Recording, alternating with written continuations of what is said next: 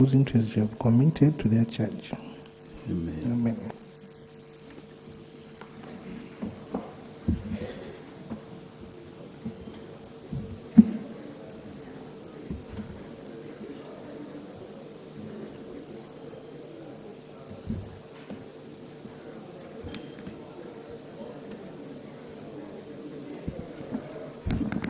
Item 2 on the other paper, communication from the chair.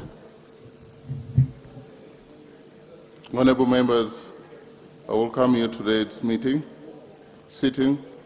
This afternoon, I had the pleasure of meeting a remarkable group of young Ugandans whom many of you have seen or heard about. At their age, these youngsters, called the Ghetto Kids, have stood on platforms that many can only dream of, carrying our Ugandan flag higher and making Uganda proud. The Ghetto Kids have shared an iconic stage with global stars and were honored with the football used during the tournament, the World Cup tournament, together with a token of appreciation. Their journey resonates with myself personally, though I'm not a ghetto kid, because I too came from a very harsh background, and I know that where you start should never determine how far you can go. They are a powerful reminder that talent can come from anywhere, and that with opportunity and determination, our young people can rise to extraordinary heights. Honorable members, allow me therefore to recognize these young ambassadors of Uganda by name. I want to read the name of Ainamugisha Clara,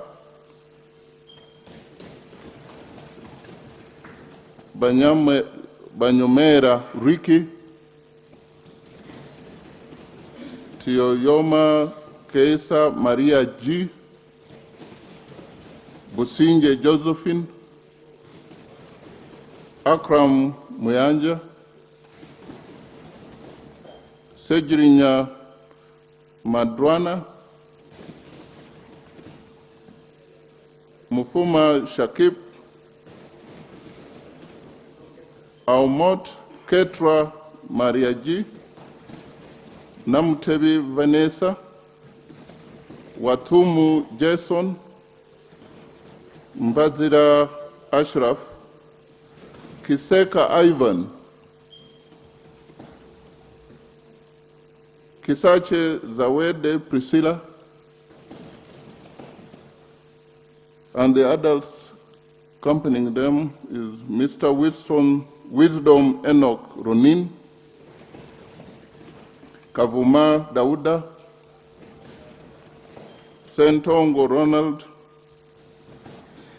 Kavuma Wilson Yusuf, Jerome Kakande, Cheyune Moses, Kakinda Bernard Gonza, Cosmas Karangwa, Lugose Shadia. I commend them for making Uganda proud, and I encourage them to continue carrying our flag high. When our young people shine, Uganda shines. Honorable members, I want you to join me in making them feel welcome to this august house.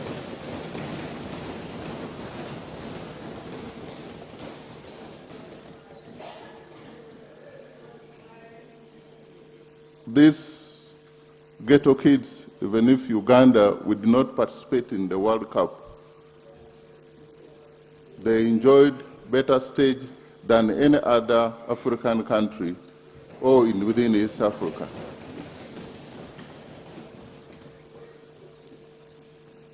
Thank you. Next item. Yes, Lope.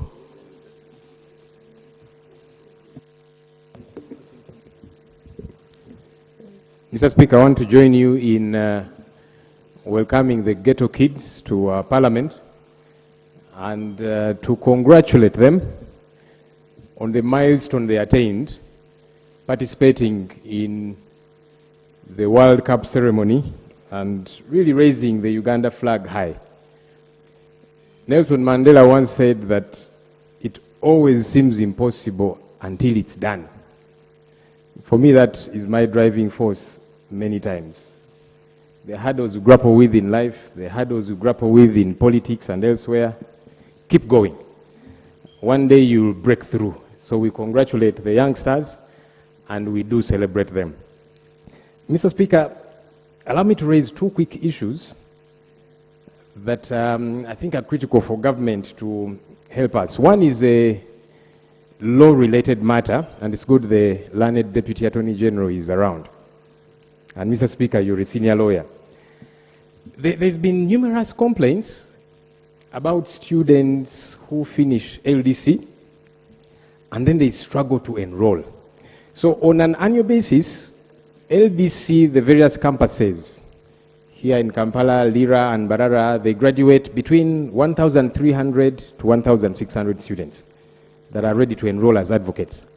But then on an annual basis, only between 400 to 600 lawyers enter the role of advocates.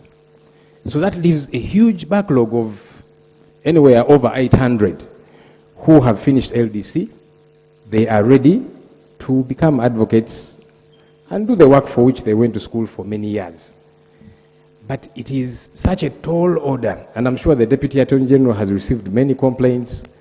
Mr. Speaker, I also saw a letter written as a petition to yourself. They copied me in.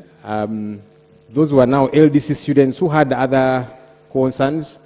They fail a few subjects, and then they're told to repeat the entire course, and so they have concerns.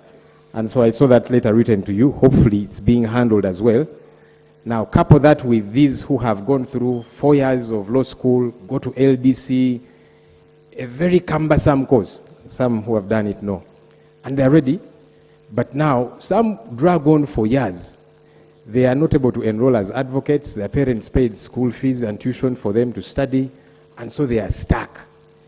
They need to be helped. Now, I know, even as an advocate myself, that sometimes it could be you're trying to deal with standards to limit the numbers. I also want to see good quality on the market. But as we do that, I think we should not disenfranchise these many students who have studied law and also passed LDC, because it's a hurdle to pass it. So maybe government needs to help us to understand, is this something they're looking into? How are they looking into it? How are they addressing this matter? Because it's a critical one. Mr. Speaker, the second and final one is related to health. The health minister is here. We've been engaging severally on various matters. I know that in 2023, I believe it was May, when the World Health Organization declared that COVID-19 is no longer an emergency disaster, as it were. Now, there have been travel restrictions on Uganda regarding Ebola. US and a couple of other countries, some have put us at level 4. Do not enter. US and these other countries. But I find a contradiction that I think the health minister needs to help us understand. And by the way, this is not even political. I also want to understand, because I'm a lawyer, I'm not a doctor. I saw, and it happens, each time our colleagues from the NRM are to have a caucus meeting with the party chairman, they are required to do COVID tests. And of course, this information goes out there as well. Now, what confuses people is, wait a minute, I thought COVID is no longer an issue.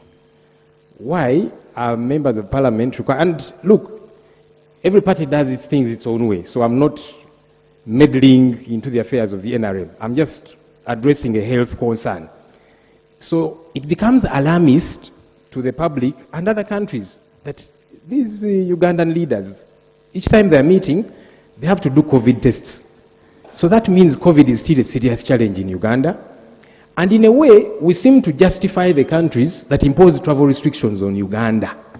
Because I've seen the Ministry of Foreign Affairs and others, they are struggling with these countries and saying, look, Ebola is not a health crisis in Uganda. Don't impose those health travel restrictions on us. But as one government entity or ministry is fighting to try and clean that up, then there is this contradiction that COVID tests have got to be done mandatorily. So we seem to be sending an image that we still have a health challenge here. And now those people get to be vindicated to say, yeah, no wonder we are restricting travel in Uganda. There are these health concerns. So I am bothered as a non-medic. Is COVID still such a serious issue? What message are we sending to these countries, which we are telling, please don't restrict travel in Uganda, and it's not as bad, but then we are doing this? It's confusing. I think it needs to be clarified. I thank you, Mr. Speaker. The Attorney General, as you respond to this, at what point do you put the sieve for professional regulatory body? Somebody has finished everything. They are supposed to join the labor market. You delay their enrollment. Don't you have capacity, or you're just malicious? Or both? Was the word both or both? Right Honourable, I seek your permission that in answering this, I can address the two issues that were raised yesterday, because I have short answers to them.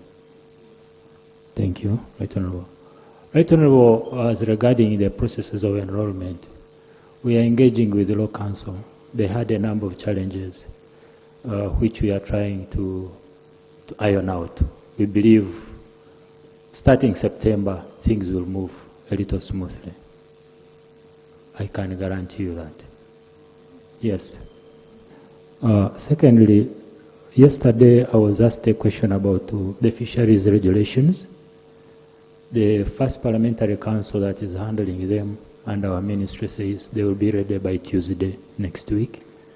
So we'll submit them back to the Ministry of Agriculture and they will do the needful. Thank you. Thirdly, Honorable Muiru raised a question about suspension of the law regarding issuance of substitute certificates of title.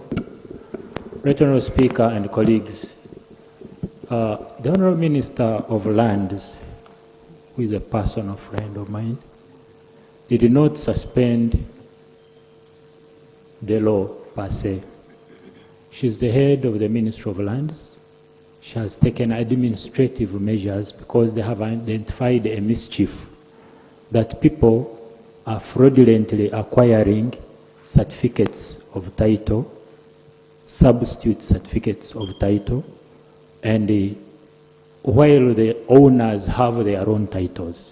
So she says, within the ministry, let us halt the process. We do thorough investigations. She has constituted a team to investigate the matter and agree or advise a way forward. If we need to amend the law, we will come back to Parliament. Thank you very much. Perfect. Minister of Health, Honorable Joel Senyonyi would like to attend the NRM caucus, but he fears COVID tests. So, is there still...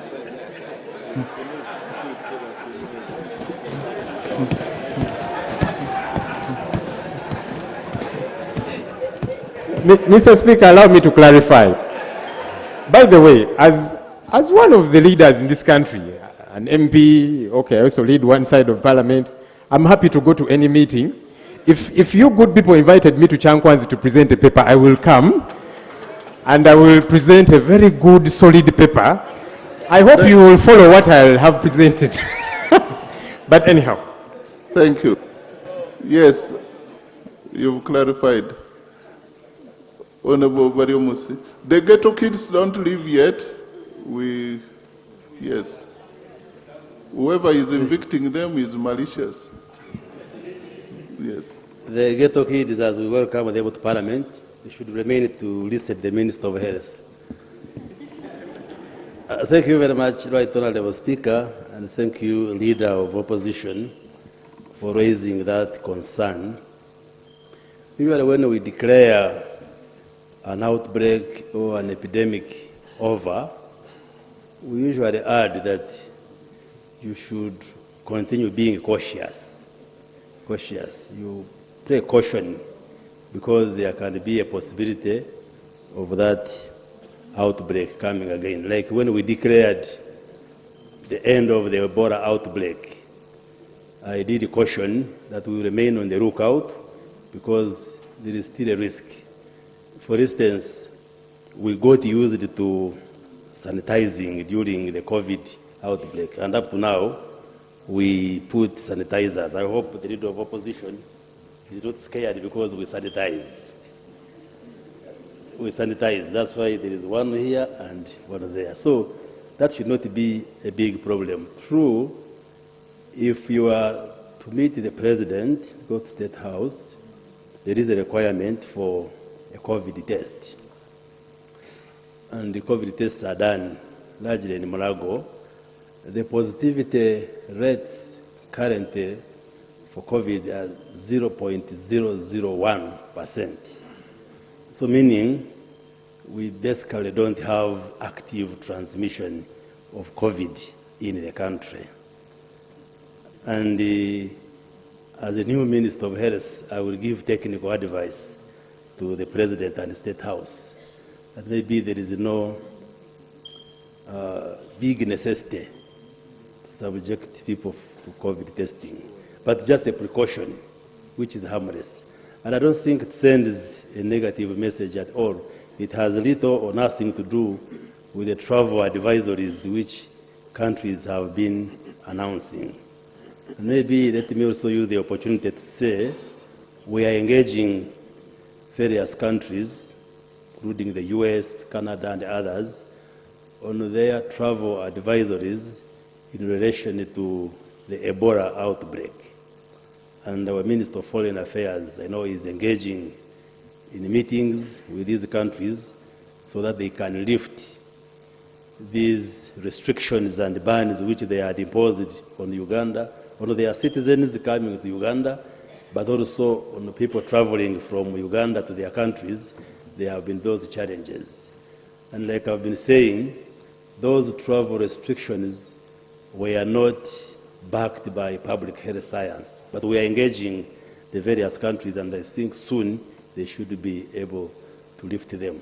So in a direct answer to your question, yes, there are these COVID tests, but the tests are harmless, but we shall advise the State House that from a public health standpoint, there is no strong justification to carry out a COVID test now because we don't have an outbreak or an epidemic of COVID. The positivity rates are very low, so we don't have active transmission of that disease in the country. But the next caucus, don't fear attending the caucus. We shall invite you as the facilitator of the NRM caucus meeting. And by the way, that should be the politics we should play in the country.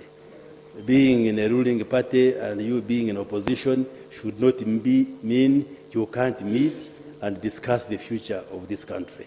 So, Leader of Opposition, do not be scared of a COVID test. Thank you. The engineer wants to inform me if the Speaker allows, I have no problem. Well, sir, I want to inform the Minister of... Yes. Thank you, Right Honourable Speaker. Honourable Minister, the information I want to give you, as mobilizers and senior cadres of NRM, we are engaging opposition. So this might be a way of a step where they might be joining the party. So it's not about COVID, but people are coming. That's the information.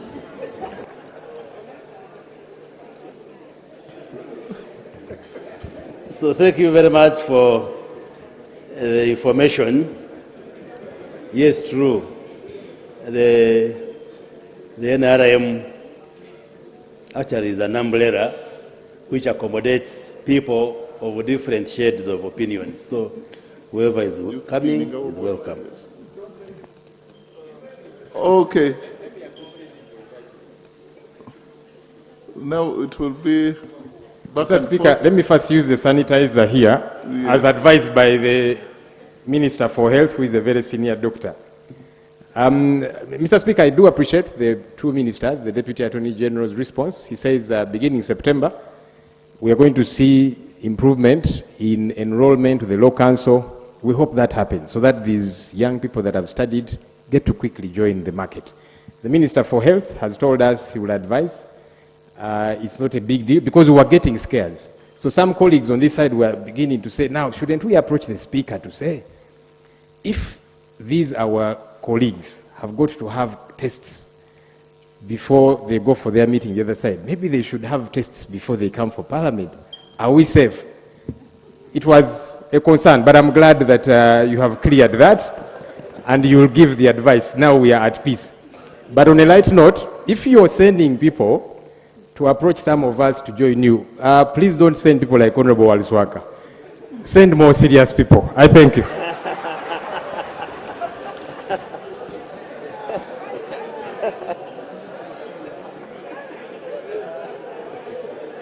Yes. Now that one is hard. Yeah. Yes. It's not serious. You are serious. Thank you, Right Honorable Speaker.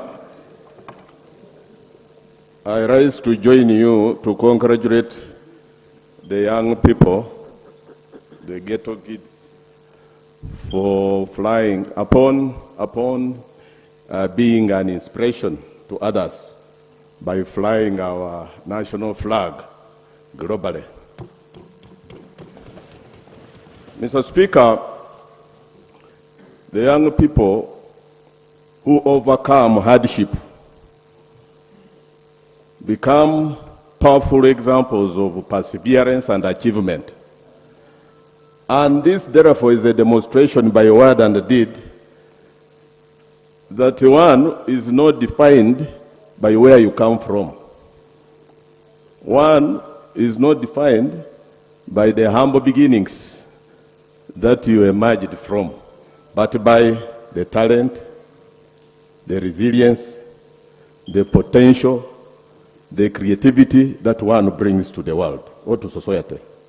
So, Mr. Speaker, I'm here to pass my congratulatory message to the younger people for being an inspiration to others to know that even if you came from humble beginnings like a Mirambo, you can make it to be the Speaker of a National Assembly, so to speak.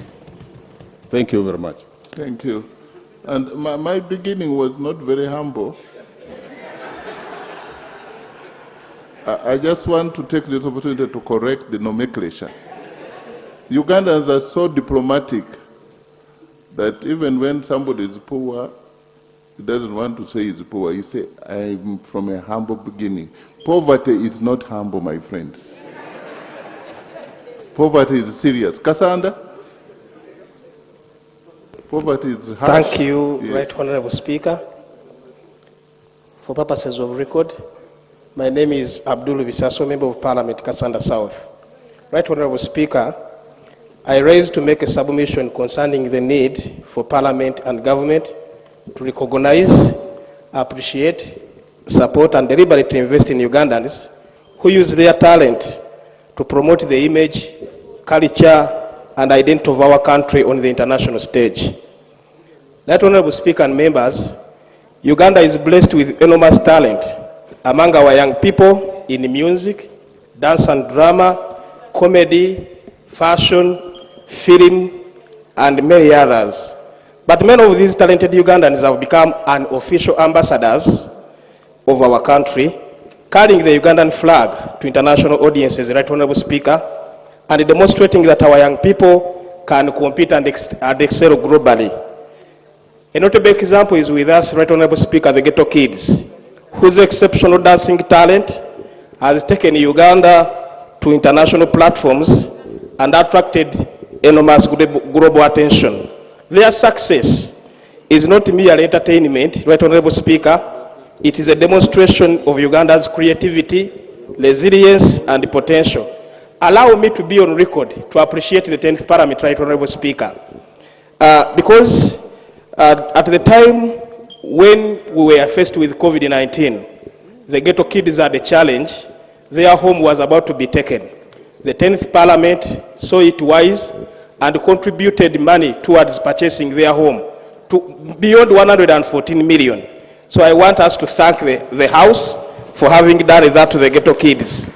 Right Honorable Speaker, that was very commendable and demonstrated that Parliament can go beyond legislation and oversight and provide meaningful support to the vulnerable and the talented Ugandans whose contribution to the country is significant. Right Honorable Speaker, however, these are not only the people who have represented us globally. There are many others, but their talent, they have not been recognized. And I would pray that we come up, Right Honorable Speaker, with a national talent recognition and development framework to identify, nurture, promote Ugandans who go and represent us well. Thank you, Right Honorable Speaker. Thank you. Honorable Lanya Gilbert. Thank you, Right Honorable Speaker. Right Honorable Speaker, 2 minutes. allow me to appreciate the ghetto kids. Right Honorable Speaker, we have many talented people down there. Only that they don't get the opportunity to show their talents. As the country, let us get the modality of encouraging our young people to display their talents. Allow me to appreciate FUFA. FUFA started some tournament called FUFA Drum. And FUFA Drum used to unearth and give opportunity to young talented youth down there in the village. But from nowhere, the program ended up abruptly. And I would like to thank also, Right Honorable Speaker, the government for putting up very many football stadiums across the country. And I pray, let each and every district should have a good football stadium so that we encourage our younger generation to participate very actively. As I wind up, Right Honorable Speaker, I pray that for the forthcoming AFCON, that's going to be in Uganda, let the government hurry with the constructions. For example, Akiva and Gulu, especially the airport. Up to now, no work has started. Yet we are left with few months to next year for the AFCON. I pray government should expedite the process. Thank you. Honorable Julius Achon. Thank you very much, Honorable Speaker. I just want to say something very little on your communication. Right Honorable Speaker, God doesn't crown you first. He has to dismantle you, then you got crowned after you are known. And I would like to congratulate our team, the Ghetto Kids. The Ghetto Kids, when I compare, is like a kid who came from a war zone like in northern Uganda. I remember when I was a little kid like them, I was kidnapped, but I became Olympian. And I raised the flag as you guys did. So I want to let you know, one time you're going to be a member of parliament or you're going to be the speaker. So you got to have faith and you got to know God. Lastly, Honorable Speaker, last month I was given mandate to prepare Honorable Member of Parliament to compete in Rwenzori Marathon this Saturday. And I want to let you know, for those who are ready, tomorrow we are leaving 8 o'clock in the morning. The transport is ready. And it's not a matter of running. You rather run and walk, and you drink anything you want to drink. So please, Honorable Member, for those who have not registered, go on the website, Rwenzori Marathon in Kasese. I'm leading the team. I'm going to run 10 kilometers. And there's a 5 kilometers, there's a 21 kilometers, and a full marathon for a tour. So I request and I call upon everybody, honorable members, let's go and support the team of Uganda. We're expecting over 36 countries. Thank you, Right Honorable Speaker. Thank you. Honorable Mulianyama. But you see how parents name us. Honorable Mulianyama, you can imagine. Thank you, Right Honorable Speaker. For the purpose of record, I'm Honorable Kasirenganda Ali, Member of Parliament, Machindia East. Right Honorable Speaker, I want to join you to celebrate with the ghetto youth. I'm also came from ghetto at Katwe, and I'm ghetto MP. Right Honorable Speaker, as we talk about World Cup, we have our player who hold a Uganda flag for 20 years, Andy Mwesigwa, who is suffering with the loan. He settled with the school during COVID. So as you have sent presidents for this house and help many entities, I think the government can interview the Andy Mwesigwa because he holds a Uganda flag for 20 years. So my concern is to pray the government to rescue Honorable Mwesigwa, who holds the Uganda flag for 20 years. Thank you, Right Honorable Speaker. Okay, on ghetto kids, I think that was communication. Honorable Dr. Slivia, I saw you with the ghetto kids. I don't know whether you're ghetto also. Thank you, Right Honorable Speaker. Indeed, I've just finished an interaction with the ghetto kids. The ghetto kids, oye. They are vibrant, they have made Uganda shine, they have thrown our flag very high, and they have even brought the ball that was played in the finals here. So we have the ball. Right Honorable Speaker, it is indeed very important for us to appreciate groups of that nature who make Uganda shine. But also yesterday in your communication, you talked about also appreciating outstanding public servants who have touched humanity in a special way. I hope that one will also go hand in hand with these kind of recognitions so that we have a holistic recognition framework. Thank you, Right Honorable Speaker. Honorable Christopher, thank you. Procedure on the communication. Just after Honorable Chibazanga.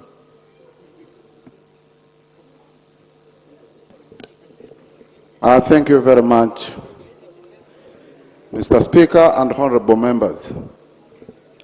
I stand to join you to welcome and congratulate our children from the ghetto. Mr. Speaker and honorable members, I thought through you and through the achievement of these children, the voice of the street children should be heard. I thank our children have challenged me, and they have challenged many of us. Whenever I drive at the Jinja Junction in the evening, I see people with huge cars lowering down their windows and picking 1,000, dropping it to those children. Here we are proved wrong and challenged. That every child given an opportunity, he can make it in life. I pray and request that this country, led by us, NRM, led by President Yoweri Museveni, we should try to give a chance to these street children, others who are still remaining on the street, and give them a life. I pray, Mr. Speaker, through you, that we do something possible to remove or reduce our children from the streets. These ones have shown us that every child given an opportunity can make it in life. I pray. Thank you. I wanted to we have quite a number of items today, but just to re-echo that the 10th Parliament raised 114 million, and those people bought a home with the 4 acres of land. This time they came that we may know that of a settled family the children are settled, they're able to reach that far. I see the Vice President here and the leader of government here. They wrote to me, and I promised to forward this to you. They are now having a rehabilitation home, which they want to construct, and they are seeking help. That help can only come from the government. Your Excellency, Vice President, they also, since there have been ambassadors of Uganda at that higher level, they are also seeking a photo moment with the head of state. Because what they did, Uganda could not afford to pay for the screen time. What is that called? For the mentions or what about Uganda and Ghetto Kids. So they just want to meet the president. And I wonder whether, Your Excellency, you would want to say something in that regard. You could help us to help the Ghetto Kids meet the President of the Republic of Uganda.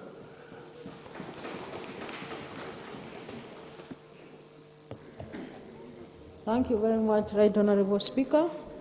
Before I welcome the Ghetto Kids back and congratulate them, let me welcome you back from Malawi and Gabon, where we are reliably informed that you marketed Uganda economically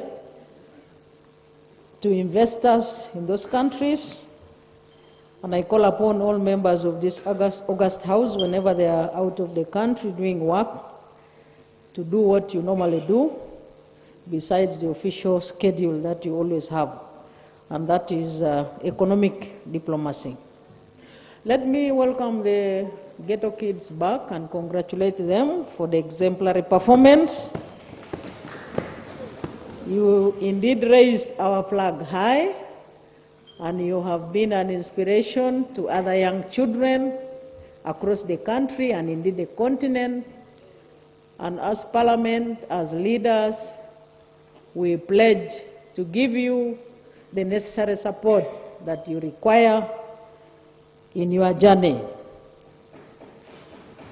In light of what the Speaker said, we shall play our role very, very effectively and efficiently as messengers to relay that request to His Excellency the President to accord you an opportune moment to have an interaction with him, and indeed a photo moment.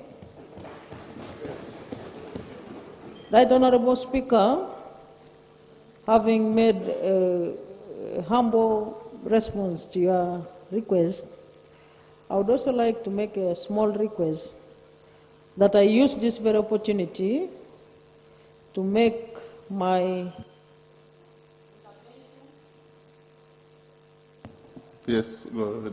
Mr. Mukaga is switching me off. He was my clerk when I was in the Committee of Defense and Internal Affairs. And that time he was so respectful because I was the deputy chair of the committee. The Honorable Speaker, I was requesting that you allow me to make my short intervention towards the State of the Nation address. The Speaker has allowed. Thank you very much. I congratulate His Excellency the President on his successful presentation of the State of the Nation address to the 12th Parliament. And my intervention goes as follows. I welcome and support entirely his message to all the people of Uganda that in this term of office, which we have commenced very well together, it is going to be a Kisanja, no more sleep and no more corruption. And this statement means a lot to all of us because the fight against corruption deserves and requires collective responsibility including a responsibility of this, the leader of the opposition in parliament and all the members of the opposition. The Honorable Muiru is whispering to the leader of the opposition that all the accountability committees in parliament are actually chaired by members of parliament who are in opposition. So this Kisanja no sleep and no corruption should be a welcome slogan to all of us as members of parliament, and we should embrace it and play our roles and responsibilities in light of that slogan. Secondly, I welcome His Excellency the President's message again to all of us, the leaders and all the people of Uganda, that now is the time for us to work together to eliminate subsistence farming.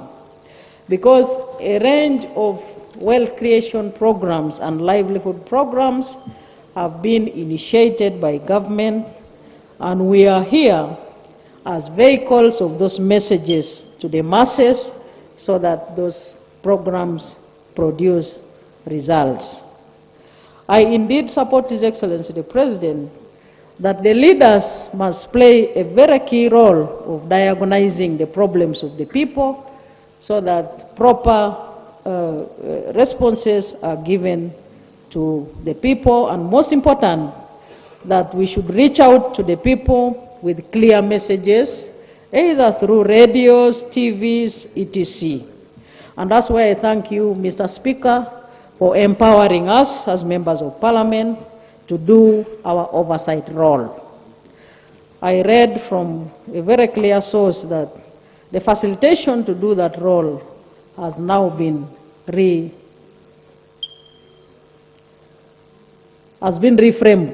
The budget has been reframed for oversight. I thought members of parliament would be thankful to the Speaker for returning that budget for us to do our oversight role. Because if we don't do that, then we cannot know exactly what is on the ground in light of the resources that we are always allocating in this parliament. So thank you very much, Mr. Speaker, and I encourage all members of parliament to always move with the committees whenever we are called upon to go to the field to check on the projects of government. His Excellency the President, in his State of the Nation address, gave us his example of how he used to move on foot, sometimes using a bicycle, to reach out to the rural people, to change their mindset, to abandon subsistence agriculture and embrace commercial agriculture. And he said, as we speak now, there are 115 milk coolers in Nyabushoshi. Those milk coolers were attracted there because the milk was available. The cattle keepers had listened to his message. We should be deliberate, intentional in our messages to the people, and most importantly, Mr. Speaker, we should also be examples. When we tell people to do commercial agriculture, all of us should be exemplary in light of that point of being commercial farmers. Finally, Mr. Speaker, His Excellency the President, in his State of the Nation address, also highlighted that in Uganda now there is pressure on land, and therefore the people should embrace the 4-acre model and acquire high-value enterprises so that they can optimally use the available land that they have. But most important, that there should be no land fragmentation. Because, for instance, Mr. Speaker, I don't know how many sons your father has. Africa, Uganda is a patriarchal society. When a father has 3 sons and he has like 10 acres of land, they split that 10 acres into 3 sons. And when the 3 sons also produce, they split those acres of land into their sons. I won't talk about sons first for today. I will come back and talk about daughters another day. But even when you talk about sons alone, you can see clearly that there is a problem. So we need to embrace the message of His Excellency the President, go out to our people and encourage them to avoid land fragmentation, but instead adopt modern ways of using that land, and then they split the money which comes from the land. Issues of livelihoods, issues of household income are issues to do with the destiny of our people. There are issues to do with stability of families. There are issues to do with what is this? Food security, and so on and so forth.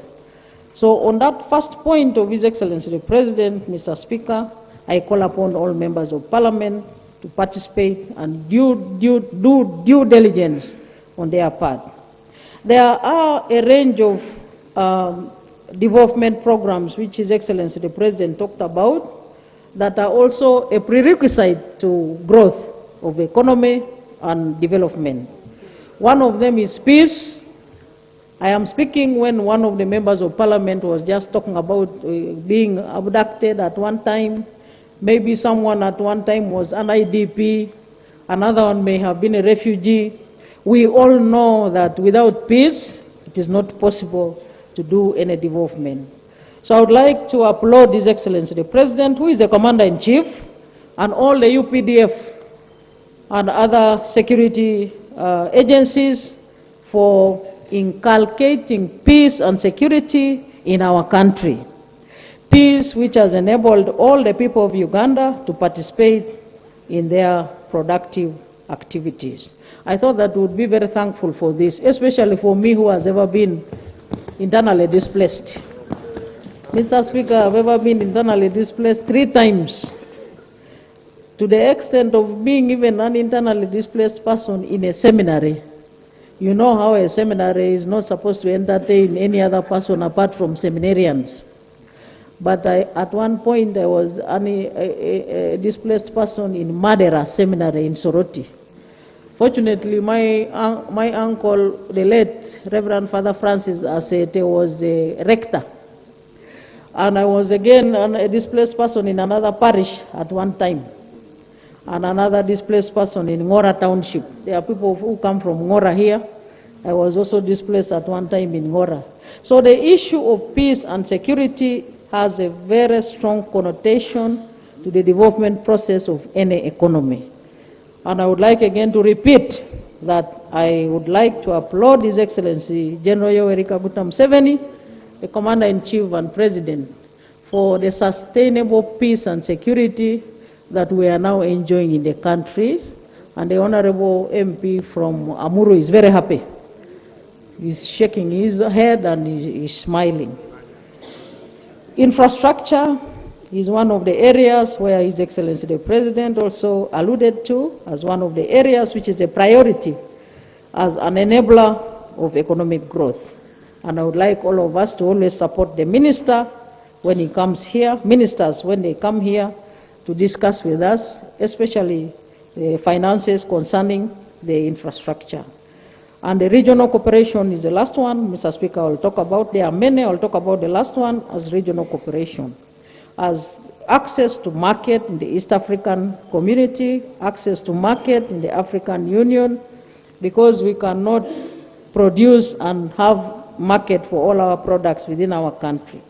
So I thank His Excellency the President for being a chief diplomat in our country, to the extent that as we speak, he's the chairperson of the East African Community. He's also the chairperson of the African Peer Review Commission at the African Union. He's a chairperson of G77 and China. He's a chairperson of COMESA. He's a chairperson of NAM, and a very valid member of COMESA. Mr. Speaker, this means a lot to the people of Uganda. It means that the market of anything that you are planning to produce, any service that you are planning to offer, is available within Uganda, but also in the region, continentally and beyond. Therefore, Mr. Speaker, I thank His Excellency the President for a well thought out and articulated State of the Nation address, which also has now clearly prescribed Uganda as belonging to the lower middle income status, with our GDP of $69.3 billion now. And we are expected to work towards $500 billion in the near future.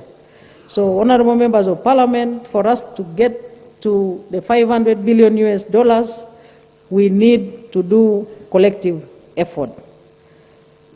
Mr. Speaker, there is always a presentation that is made by the leader of opposition after the presentation, after the Prime Minister moves the motion on the State of the Nation address. I would like to say a few points on the presentation of the leader of the opposition. First and foremost, many of the issues that he raises are taken care of in the President's State of the Nation address. I would like to repeat that the leader of opposition, together with members of the opposition, have a role and responsibility to participate in the fight against corruption, and also issues to do with human rights, freedoms, and justice, which was part of his points. They have a responsibility to work with the key leaders this side of security and defense to ensure that our country is safe and secure, but also ensure that justice is delivered to those that deserve justice. On human rights, it is the same issue. On health and education, the leader of opposition raises key pertinent issues on gray areas, but he falls short of raising strong areas where government is doing perfectly very well, including the fight against epidemics. The Minister of Health has just defeated Ebola. We defeated COVID. And when you compare the way we defeated COVID with other countries, we stand out so clearly. So the message here is that we should work as a team, the leader of opposition, together with the government, to ensure that we push the programs of government to the local people, as the President raises the issue that politics, leadership is about serving the masses.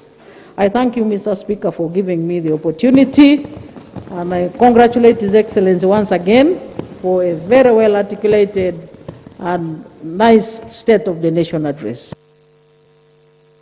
Thank you very much. There's only one Vice President in Uganda, and we are happy to have you here. We know how committed.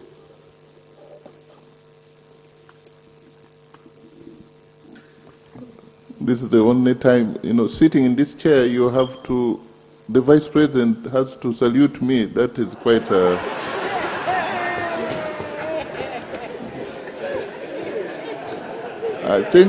I think I'm beginning to enjoy. Yeah. Only here, yeah. So, honorable members, we have a few matters of national importance that we might consider today, but we have the Prime Minister's time, which is supposed to be at 4. So we also have 2 other items, the committee report, and then to conclude. Now the Vice President has started on the State of the Nation address. We are supposed to conclude that today.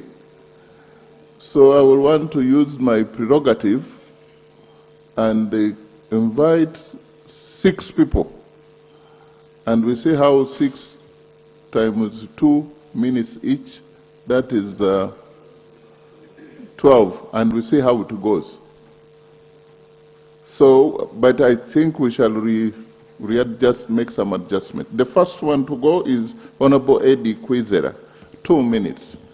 Waga Wungu, or something like that. MP Buchimbiri. All right, Honorable Speaker, thank you very much. I don't want to challenge you, but either we discuss practice or theory, because I heard the original voice of the people of Buchimbiri in Chisoro. And when they send me here to talk about it, I should talk and satisfy them. Right, Honorable Speaker and members, Buchimbiri is in the Chisoro district. What will you be doing in the constituency? Muchimbiri County is in Chisoro district. Chisoro borders DRC and Rwanda. We share the border. Uganda, Burundi, and Rwanda are in East African community. But we have persistent wars at the Ugandan border in the DRC, which has affected the people in Chisoro economically, socially, and people have, even those who got PDM money, they can't pay because of the insecurity and they cannot trade with our borders. Secondly, we're wondering if we still have the East African community, because we don't see how the states, Right Honorable Speaker. I'm attending to you. I'm the Speaker of this House. Yes. I'm listening to you, sir. I would think that the And Minister answer is capturing you. Yes. Yeah. We need the government of Uganda to tell us, when the Vice President was talking about regional integration, how do you integrate when people are fighting? How do you integrate when the border in Bunagana and the Chanika, we cannot get freedom of movement, traders are not moving. The immigration traffic is affected. So we would want to be advised. We're also going to get waivers for our business people in Chisoro who have lost business because of those interferences. Right Honorable Speaker, I thank you very much. Please, government.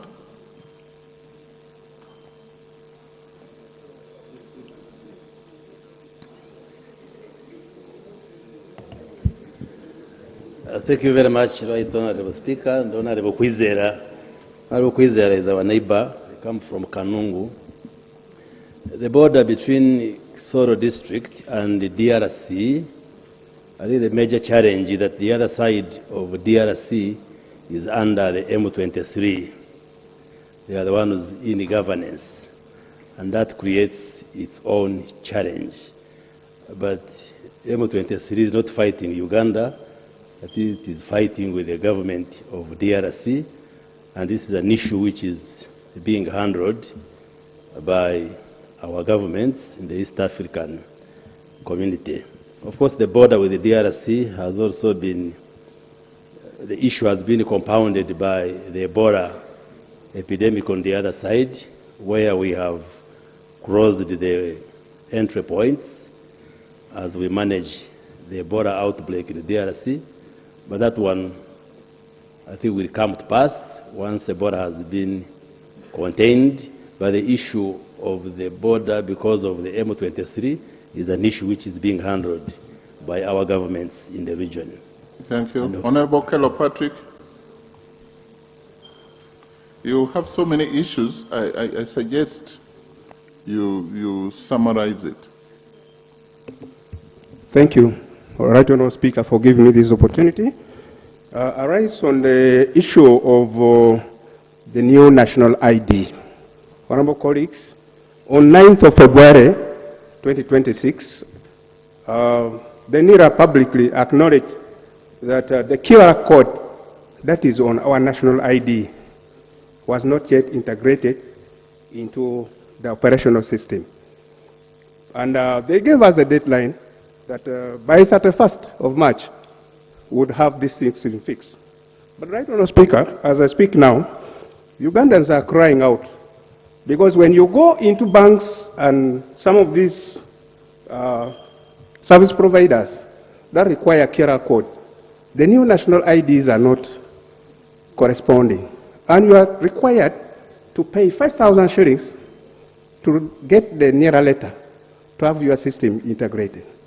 I therefore pray and request that the Minister for Internal Affairs and NIRA explain to us and give us a deadline. When shall we have this QR code in our national ID, the new one, working? Thank you. I beg to submit. Government?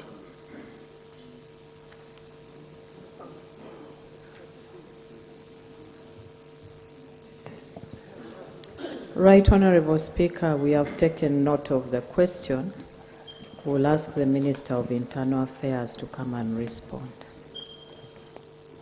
Honourable Kungu Samuel, MP Chigulu North. Thank you, Right Honourable Speaker. Right Honourable Speaker, in 2011, while at a political rally His Excellency the President appreciated the gesture done by the people of Nabite and the sub-county, where they mobilized themselves and put up a block having 4 classrooms. The intention was to use that block as a technical institute to skill the youth in the constituency. The President was happy and promised that that institute will be taken up in line with the government policy of having 1 technical institute in each constituency. Right Honorable Speaker, till now, that has not been implemented. They are asking, when will the government fulfill this promise made by the President? Minister of Education.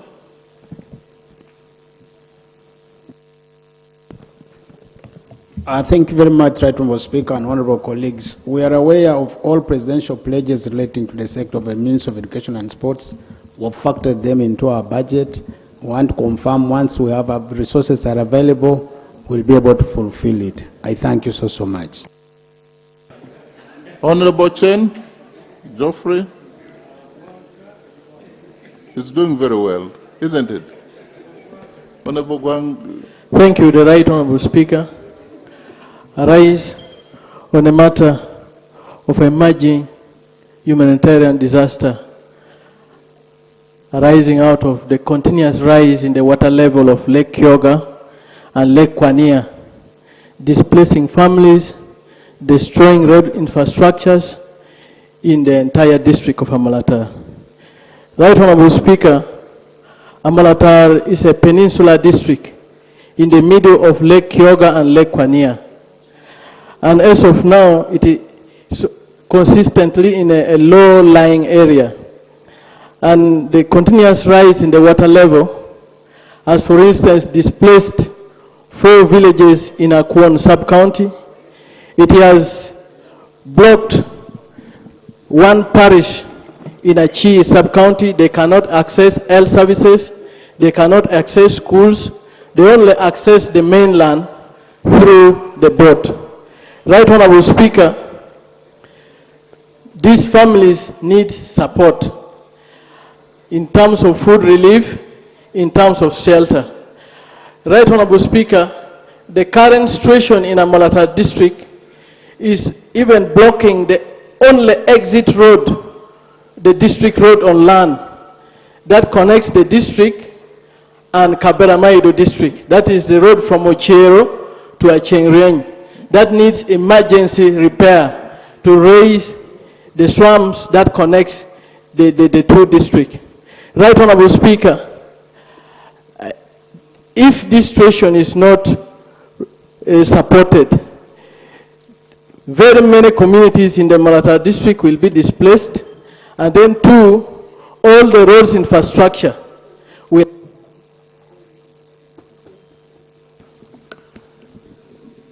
Yes, Minister of Water. Where are you pouring water too much in Amalatar?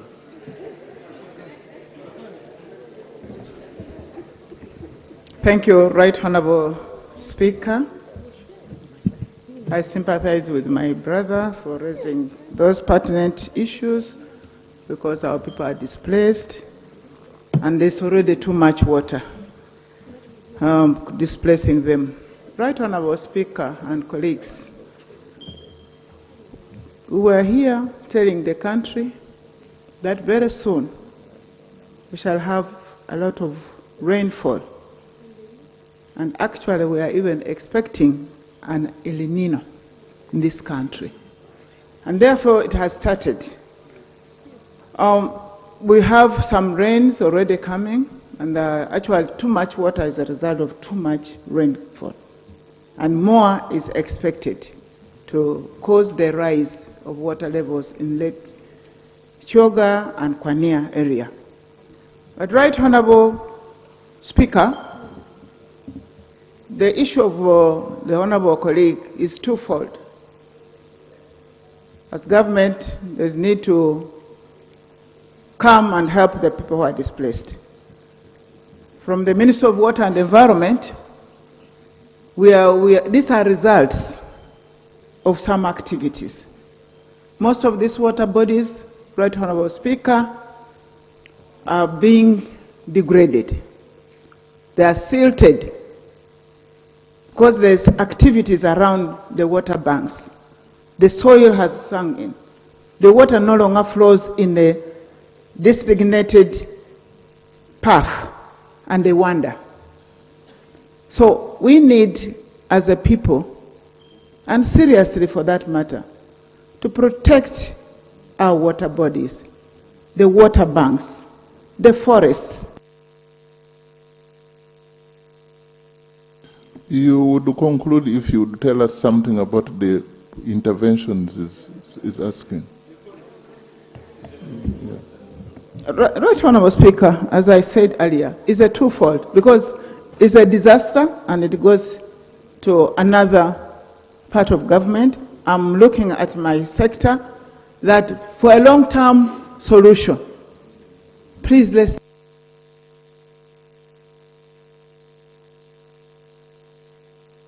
You may have finished quickly. Have you finished? Not yet. Just as I conclude on that, Right Honorable Speaker, probably it will be prudent that we have maybe the Chief Whip connect with another sector for disaster to come to the aid of our people who are already displaced. But the long term is that even those who have not felt this must go into action on conserving the water banks, the water bodies. Please, let's desist from that. I would also want to pledge, Honorable Speaker, that my team should go there and we talk to the people, because we are here to get a solution, and probably instead of cultivating around the water banks, would promote tree planting and selected tree planting for that matter, so that we hold that ground and protect the water, the river banks and water. Thank you. Government, the direct question was posed, a request for intervention. Government, please. Some people can't access health services. I think a similar one was raised yesterday. Yeah. Yes, Right Honorable Speaker. Honorable Chen highlighted that communities have been displaced. They have nowhere to stay. There is a lot of destruction of roads. The Minister for Roads is here. I will request that he handles that issue and will bring this issue to the attention of the Minister for Disaster with immediate effect. Good. Honorable Okoya, John Kelvin, MP Chwaj.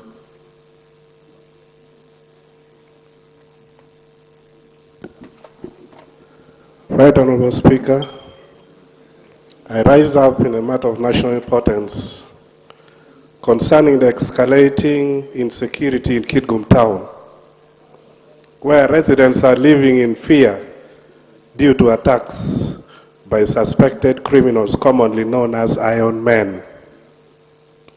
Residents report that people are harmed with iron bars, sharp objects, and in some cases guns are attacking and beating innocent people.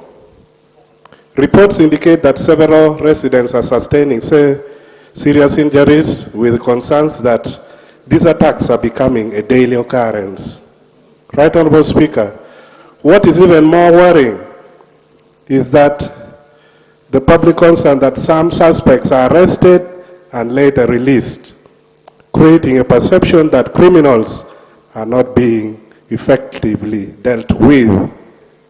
I therefore call upon government, particularly the Ministry of Internal Affairs and Uganda Police Force, to urgently strengthen patrol in Kitgum town, investigate these attacks and ensure that the perpetrators are brought to justice, and provide the police with the necessary logistical support, which include mobility support and the housing under sub-county policing model. Right Honorable Speaker, our people must be able to walk, trade, and work without fear. I so submit. Thank you. Government, that's security now. You're standing for internal affairs. I hope you will discharge it well. Thank you. Thank you, Right Honorable Speaker. I thank my brother for raising that pertinent issue. I'm a resident of Kitgum Municipality. And as a minister, we interact. I'm briefed about the security issues constantly. And indeed, I've been in touch. It's true that we have had some criminal activities in the municipality of recently, but I just wanted to inform my brother that the security have actually, there was a gang, and their leader, so much called General Okelo, was imprisoned, but recently was released, and he started what he stopped doing. Some of the colleagues have been arrested. The security has beefed up with the military, and as I was even seated here, I'm reliably informed that my brother, something is already being done, and the gang is being dismantled. It is only remaining their leader, who is termed General Okelo, who is being hunted for, but his other colleagues are already arrested, and soon we shall have that peace. I just wanted to inform you. Thank you. Okay. Thank you very much for the attempt. Honorable Zawedi, victorious.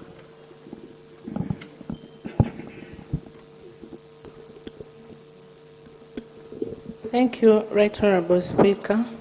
Allow me to take this opportunity to thank the Minister of Education and Sports for allocating some resources for the construction of Nabuswera Seed Secondary School.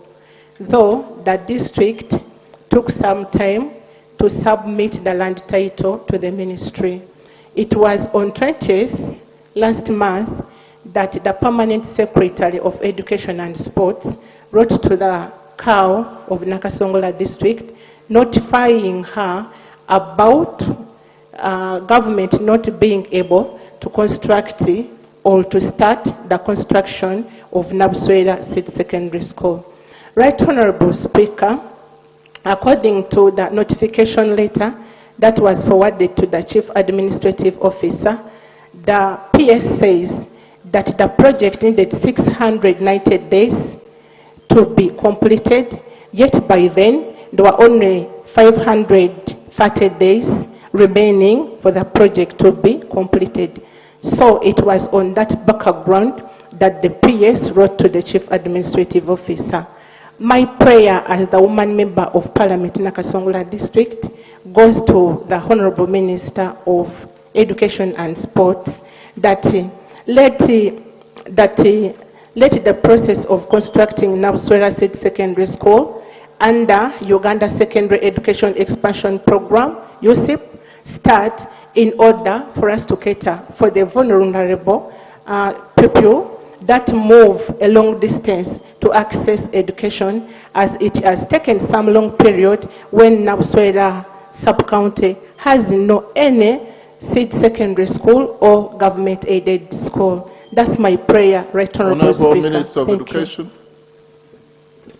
We are going to learn together on how to raise these matters of national importance, because if we want it to be fruitful, Honorable Peter Gwang, do it the way you do.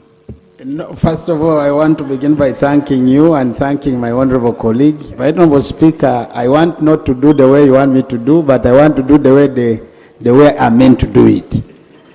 To begin with, first of all, I would want to congratulate her that out of the 904 sub-counties without seed secondary school or government-aided schools, hers was among those which had been considered. But like we have always guided you, there are terms and conditions on how these projects are handled. One of the main ones is the question of land ownership.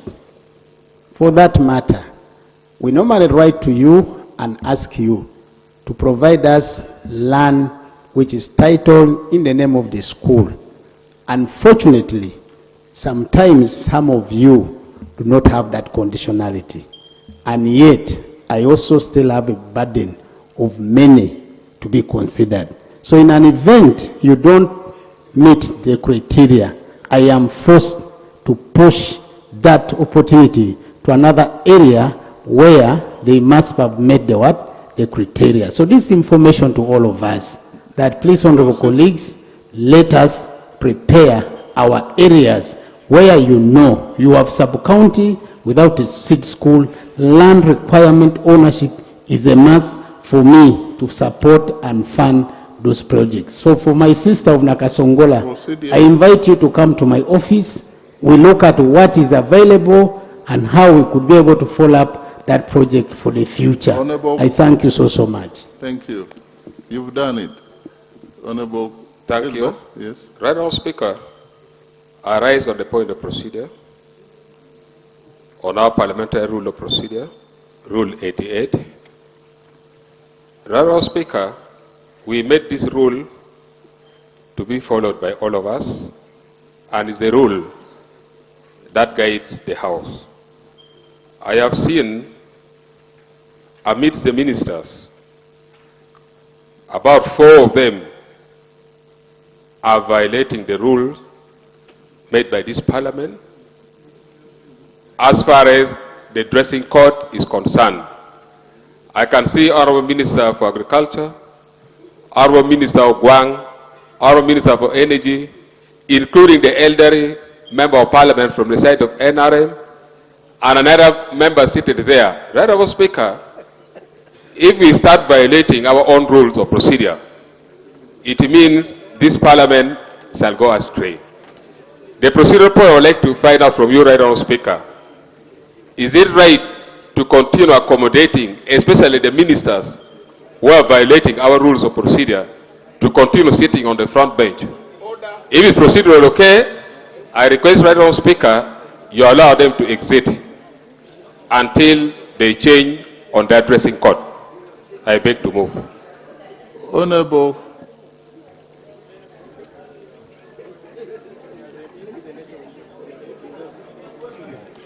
Yes, I think, Honorable Anya, we joined this parliament together with you.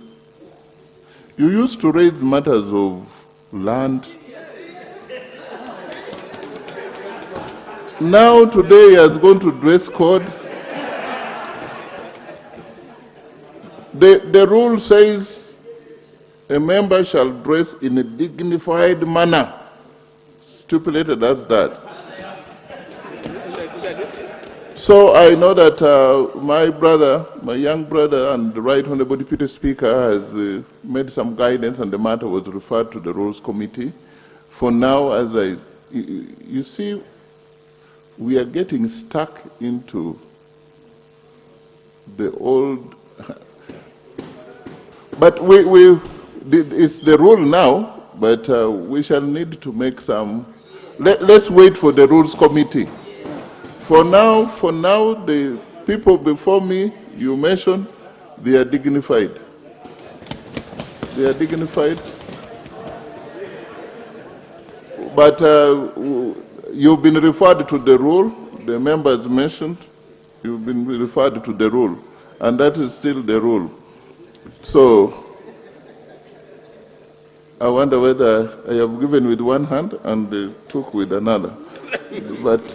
But the truth is, when we joined here, Kaunda suit was allowed. Kaunda suit, there is nothing more African than a Kaunda suit. If you can allow a kanzu in the rules, here, a kanzu is a kanzu, a pair of trousers. Must you tell somebody who is putting on a kanzu that you should put on trousers? And a jacket. So if you can allow a kanzu, we should be. I don't know how it was removed. I used to be a chair of rules, and we left in there Kaunda suits. It must be decent. But now in Uganda, you can't have a Kaunda suit. So, well, let's wait for the Rules Committee to yes, that's the Vice Chairperson of Rules Committee. He wants to give us the report. Thank you, Chair. As the Rules Committee, we invited the members and we were to write to every member to come and make contributions before we come up with a report. So I invite him to come and make a contribution as we prepare a report. Thank you. Yes, Honorable Olanya, you should go and give justification why Kaunda suits are bad. We are getting to the time for honorable colleagues. I have to apologize about the number of matters of national importance here. We handled out of 14 or 15, we handled only 6. Because every question requires some response. And now we have the Prime Minister, the first female Prime Minister of Uganda, here.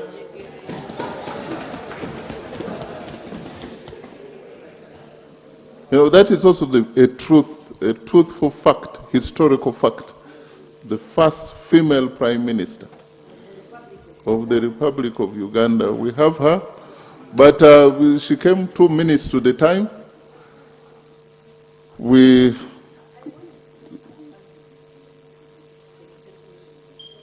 Okay. Please go ahead, Prime Minister.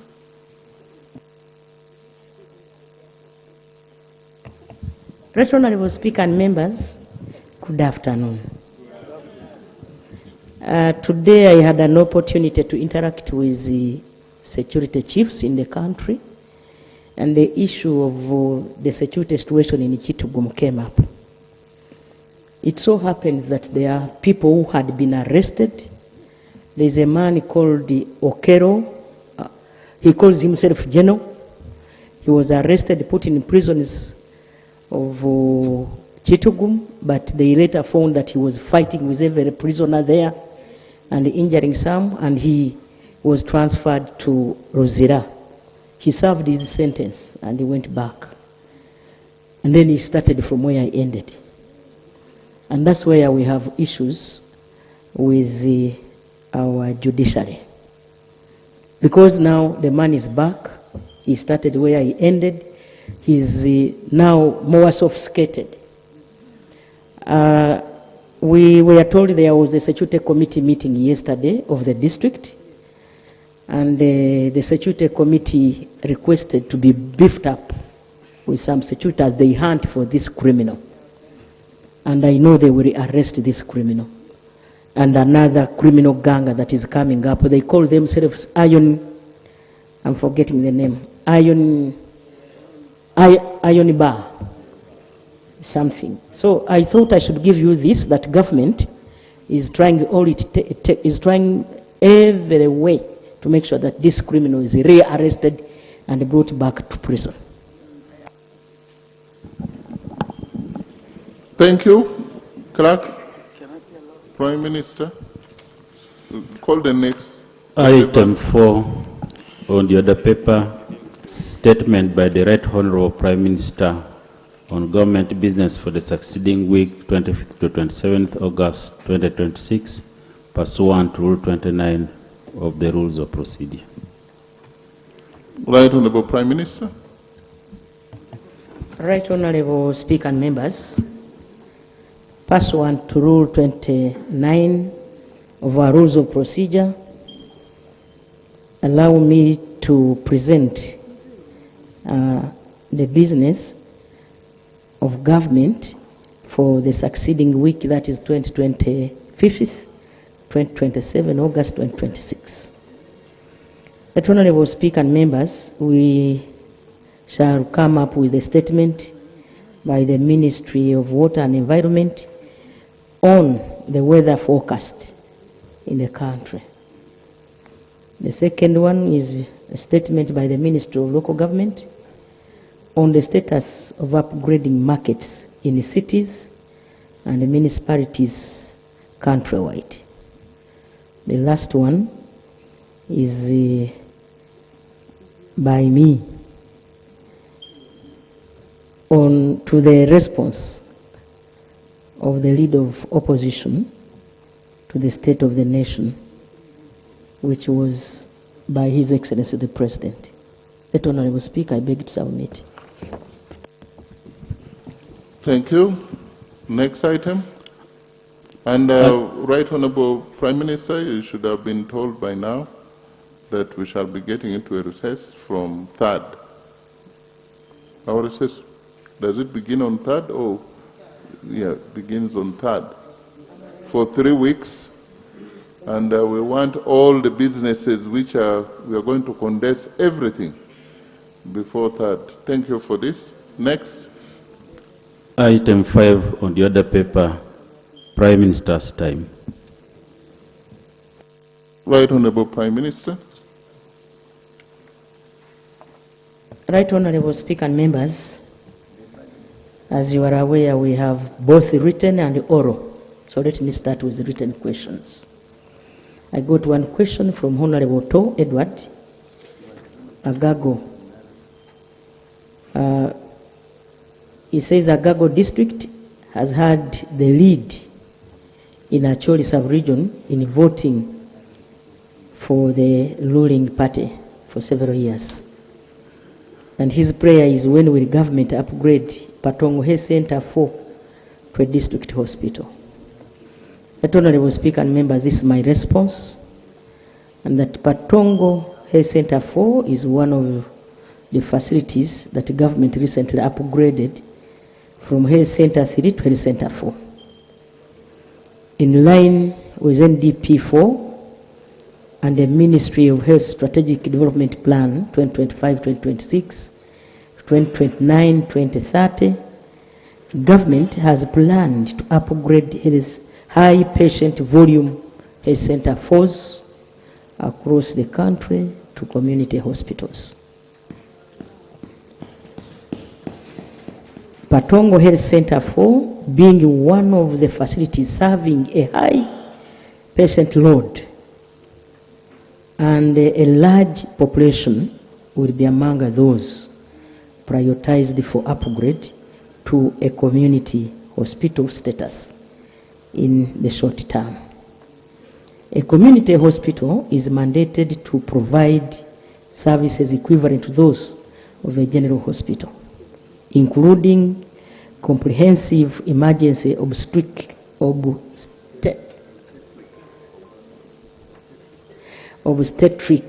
care, surgical services, and patient care. Members, the upgrade will be done progressively. The first phase will involve the construction of 30-bed healthcare capacity, and which will expand the bed capacity of the facility to 60 beds. This intervention is planned for the implementation in the financial year 2026-27. I got another question from Honorable Okeyo Peter, Bukoli Island. I think this is Namaingo district. Government put a ban on fishing of carpenter fish, mokene, using hurry up and recommended chota, leading to high prices of feeds for poultry and animals, as the mokene forms part of the feeds. His prayer is, when will this ban be lifted? Right Honorable Speaker and members, my response is that in February 2024, as a measure to eradicate the harvesting of immature fish, government through the Ministry of Agriculture, Animal Industry and Fisheries banned the use of hurry up and other bird fishing methods. These methods are illegal under the Fisheries and Agriculture Act Cap 314 and the fishing rules 2010, which are currently in force. Further, following a presidential directive, the ministry also banned the use of lights for the night fishing. Right Honorable Speaker and Honorable Members, Hurry Up was specifically being used for harvesting silverfish species, mokene, moziri, and lagogi. This method is illegal and dangerous to our fisheries sector because it is non-selective.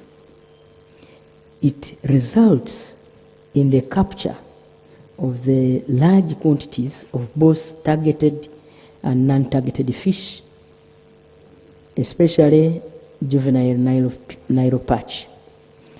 This posed a very serious threat to the sustainability of fish stocks in our water bodies, particularly Lake Victoria, Lake Choga, Lake Albert, where silverfish is predominantly found.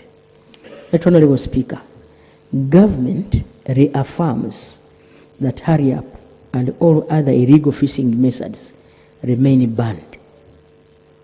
Enforcement actions will continue to be applied against the use of such methods on all water bodies.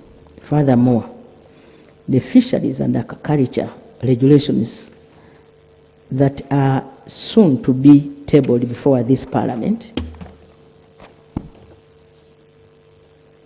will prescribe alternative sustainable methods of harvesting silverfish. I got a third question from Honorable Mugabe Robert from Kitagwenda. That Honorable Speaker, according to him, during the recent works on the Ibanda, Kabjogera, Mahioro, and the Kabjogera Rwenjaza Road, the Ministry of Works and Transport only carried out pothole patching, leaving the Mahioro Buhindaje section untouched, which is now impassable. And his prayer is that, can I please update the House on the matter? My response, Right Honorable Speaker and Honorable colleagues, is that the roads listed above all fall under the Ministry of Works and Transport and are supervised by Ibanda section. During the financial year 2025-2026, the station successfully carried out grading works on all the roads under Kitagwenda district, with the exception of the Mayoro Buhindaje road section, that is 8.1 kilometers. Right Honorable Speaker and members, under the approved financial year 2026-2027 quarter one work plan, the station has prioritized the intervention on the Mayoro Buhindaje road through the force of on-account operations. The planned activities include grading works and installation of culverts. The works are scheduled to commence this month. Number 4, the question came from Honorable Chiwanuka Sulaiman, Nachifoma County, Mukono. The member raised an issue on the alleged illegal sale of Lugazi Catholic Church land and the intimidation of church members and local leaders. His prayer is requesting for an update. Right Honorable Speaker and members, a follow-up has been conducted on this matter, and the findings are as follows. On 1st June 2026, in Kiini Village, Mukono District, a group of people led by Okero Nelson Alfred committed criminal trespass on the land measuring 101 acres belonging to St. Kizito, Kiini Sub-Parish. This prompted Reverend Father Kizito Anthony, the parish priest, to report the matter to Nagarama Police Station. Right Honorable Speaker and honorable members, the land was donated to the Catholic Church by the Kingdom of Buganda. Of the 101 acres, 29 acres were already occupied by squatters on the same church land. The church has recently commenced the process of documenting the land. Other suspects identified in addition to Okero Nelson Alfred include Nachimbegwe, I think Nachimbegwe Hadija, Katusabe Robina, Nakamate Medi, Kizito Lawrence, Saka Patrick, Semakula Yasin, Kamia Hassan, and Nantale Teddy.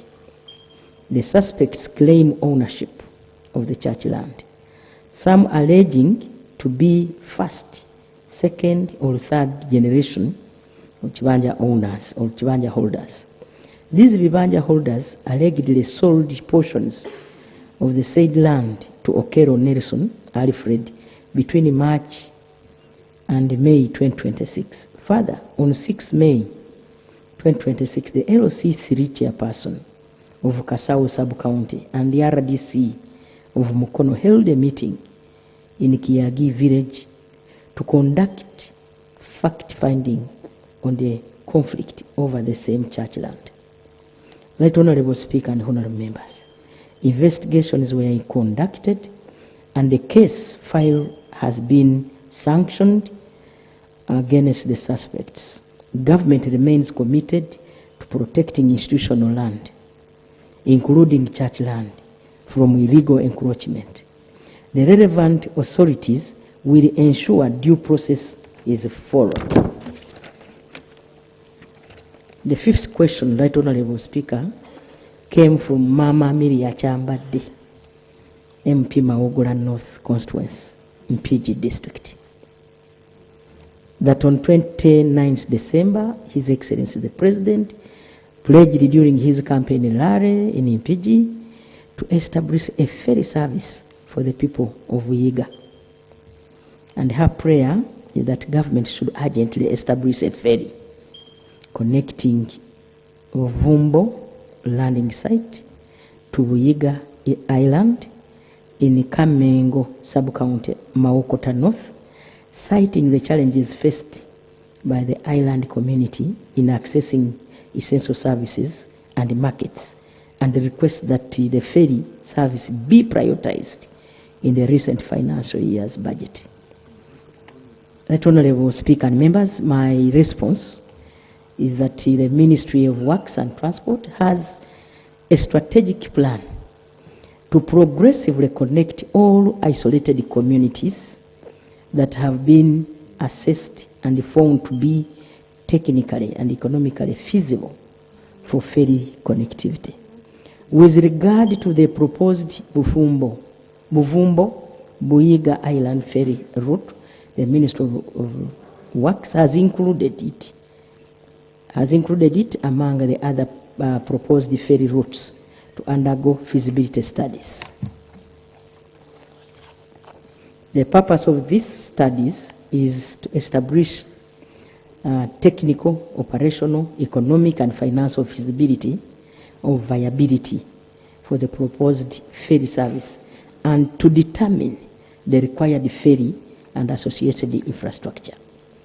Right Honorable Speaker and honorable members, the Ministry of Works and Transport is currently at the expression of interest stage for the selection of a suitable consultant to undertake the feasibility studies. The ministry targets to have the feasibility study findings completed before the end of this financial year. The findings will inform government's decision on the appropriate implementation options for the next phase of a ferry development, including the proposed Buvumbo Buyiga Island ferry connection. The sixth question came from Honorable Karungi Annette Pamela, District Woman Representative, Kabarole District. The member raised a matter concerning the delayed works on rehabilitation and upgrade of Chegegwa Chenjojo Road. She requested, that is her prayer, for an upgrade, for an update on the matter. My response, Right Honorable Speaker and Honorable colleagues, is that following a presidential directive to engage China Communication Construction Company Limited, CCCC, for rehabilitating Chegegwa Chenjojo Road, government initiated direct procurement of CCC. The procurement process is currently at evaluation stage. To keep the road motorable, the procurement is ongoing. The in-house team from the Ministry of Works and Transport commenced interim works on the site. The progress to date is as follows. Asphalt has been laid on 11 kilometers, like I said the other week. Works are currently progressing from Chegegwa towards the Mubende district. 3 kilometers have been processed towards Chenjojo district. The target is to lay 3 to 4 kilometers of asphalt every month until the full scope is completed. Government remains committed to the timely rehabilitation of this road and to improve connectivity and support trade in the region.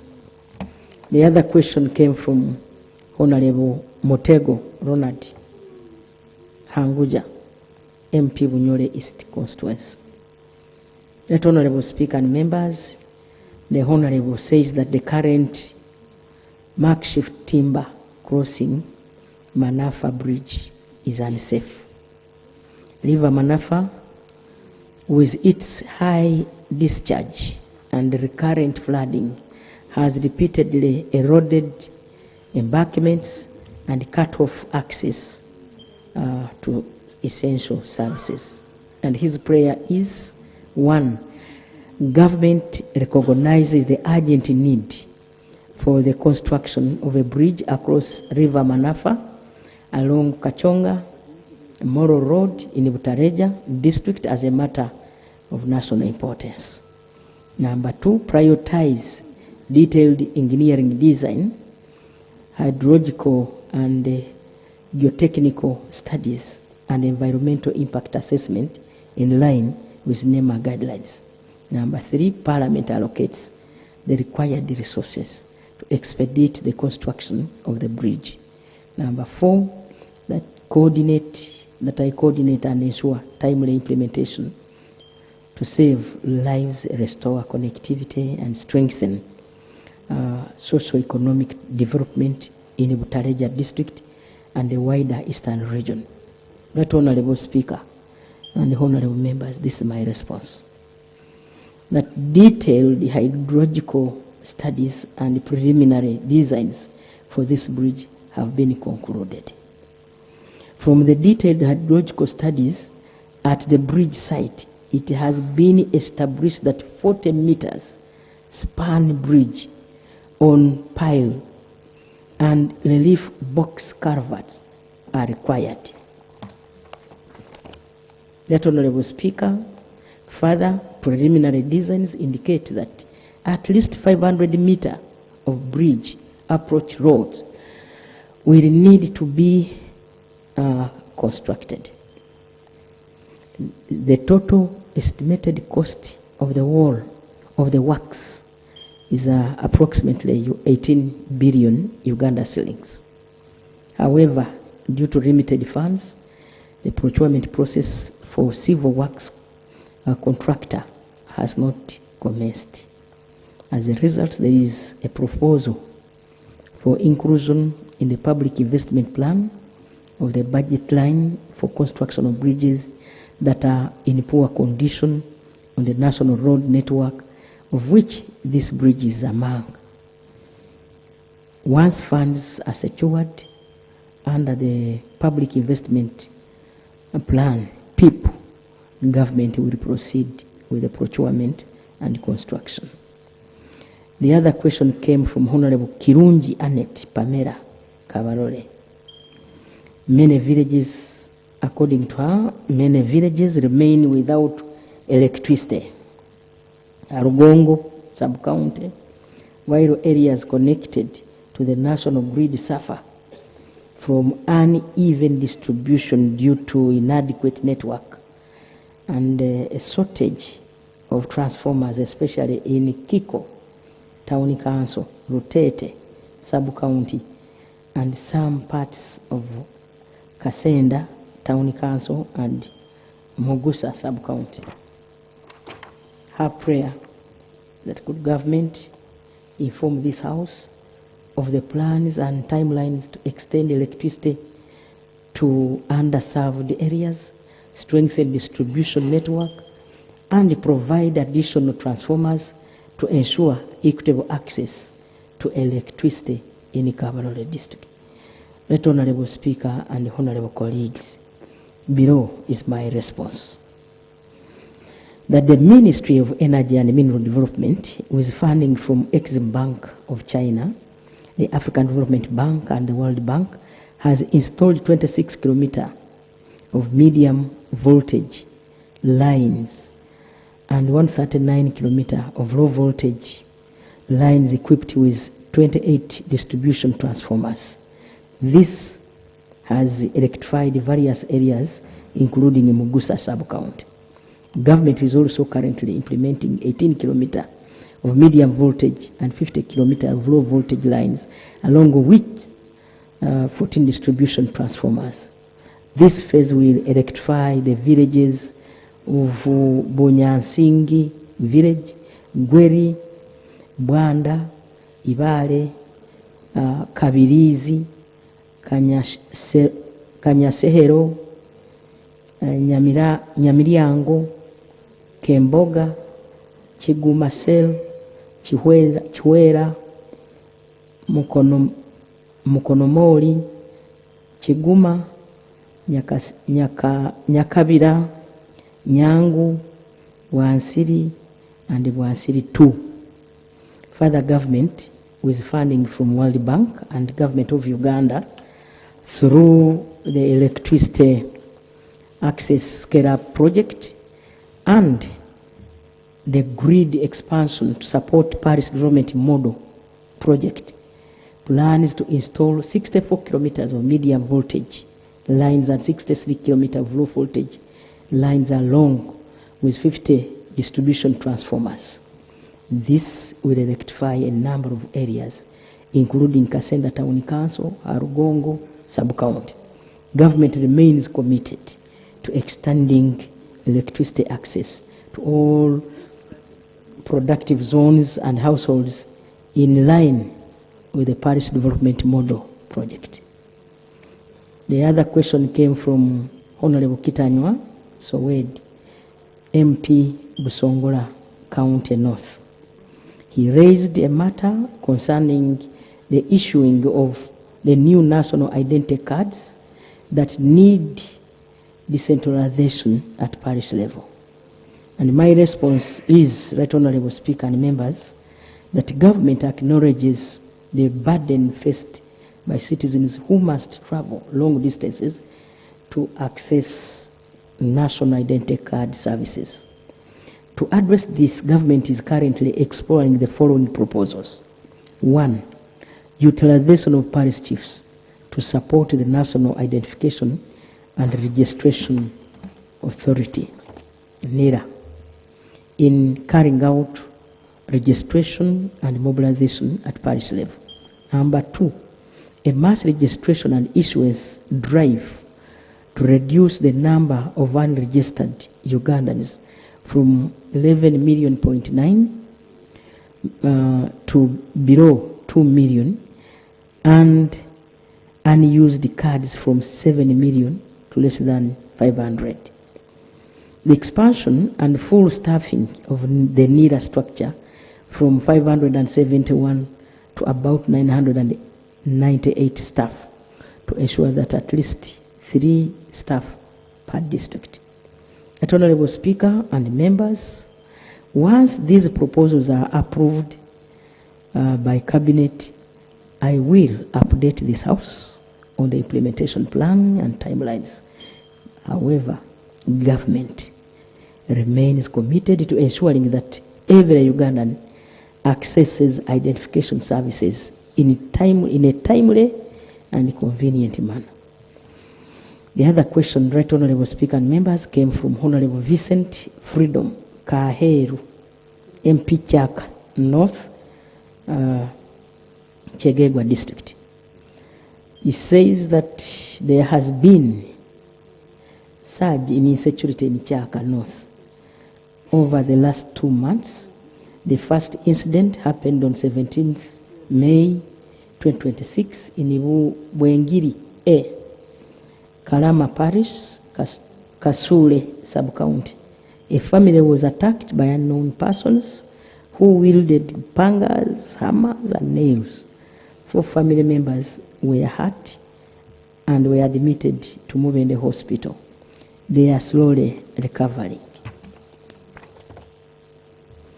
Other similar incidents were reported to have occurred on 22nd May 2026 and 22nd June 2026 and 10th July 2026. The villages affected include Kakasoro,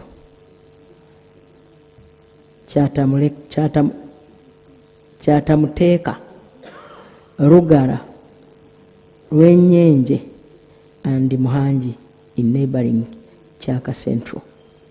These have resulted in 2 injury and some incidents deaths.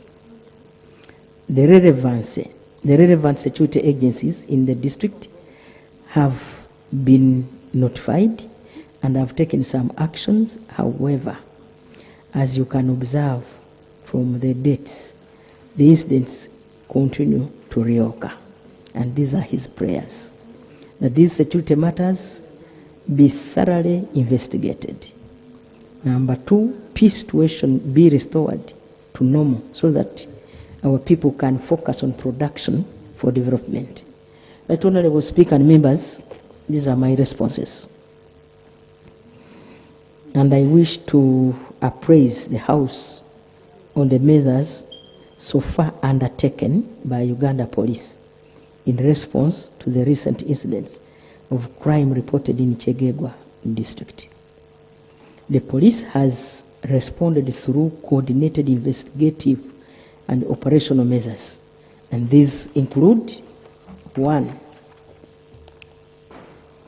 the identification and arrest of several suspects connected to the reported incidents, deployment of intelligence teams to pursue the suspects still at large, a tracking of stolen mobile phones and the recovery of exhibits used in the commission of offences, deployment of canine units to crime scenes to assist in suspect identification, submission of case files to the resident state attorney for legal guidance and action, submission of forensic samples for scientific analysis to strengthen prosecutions, arraignment of suspects in completed investigations before the court where appropriate, and community sensitization to discourage mob justice and encourage cooperation with the law enforcement. That Honourable Speaker and members, to address the prevailing security challenges, the following additional investigations or interventions have been instituted. 1, intensified day and night patrols in affected areas. That Honourable Speaker, this is also happening in Kitugu. Reinforcement of manpower through sub-county policing model.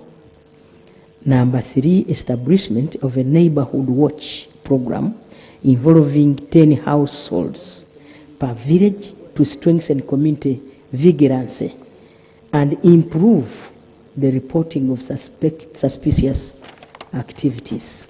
And number 4, joint intelligence raid and disruptive operations in collaboration with local council leaders and other stakeholders to deter criminal activities. Number 5 is strengthened interagency cooperation through the deployment of UPDF personnel to support security operations.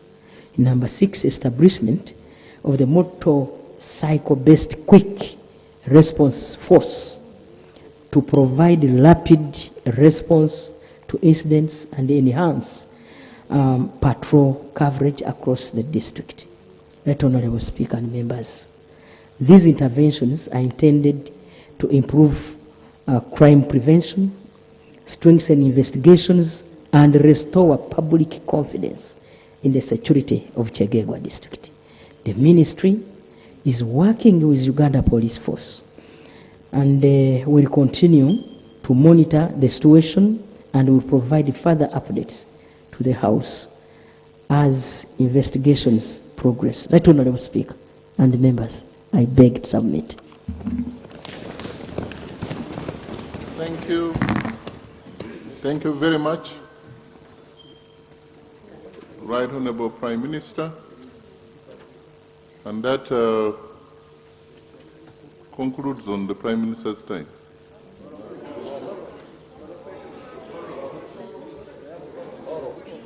You have written, you have oral. You are not satisfied with the answers. Okay, Honorable Emmanuel Diarra, Wepukulu.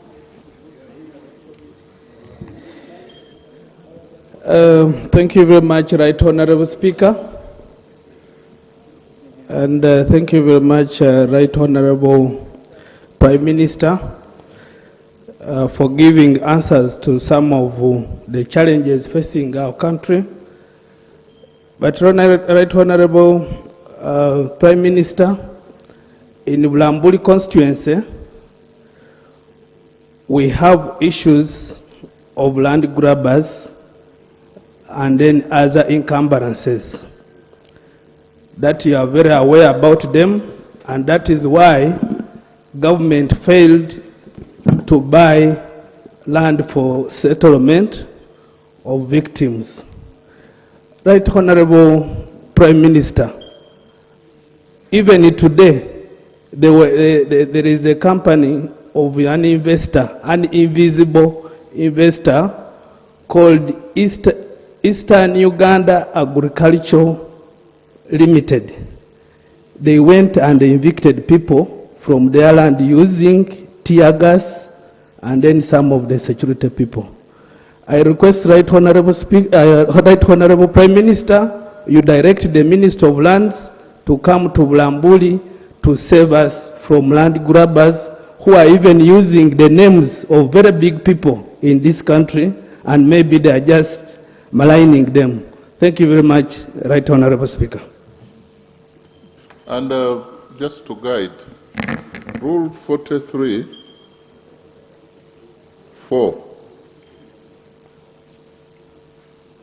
says a written or oral question to the Prime Minister shall be precise and concise. If you have your phone, look for the word, the meaning of precise and concise. And shall not address more than one matter of government policy or general performance of government. This, if we don't do it well, we would have not copied the Commonwealth practice well. Prime Minister. And also the Prime Minister gives concise and precise answers. Right Honorable Speaker and members, I have taken note of the member's question, and I know we have RDCs. Nobody can evict anybody without a court order. Yes, and even when they give a court order, the security committee has to sit and ascertain whether this one is a genuine court order. Right Honorable Speaker, I commit that I am going to send there a Minister of Lands so that we handle the matter. Honorable Koire.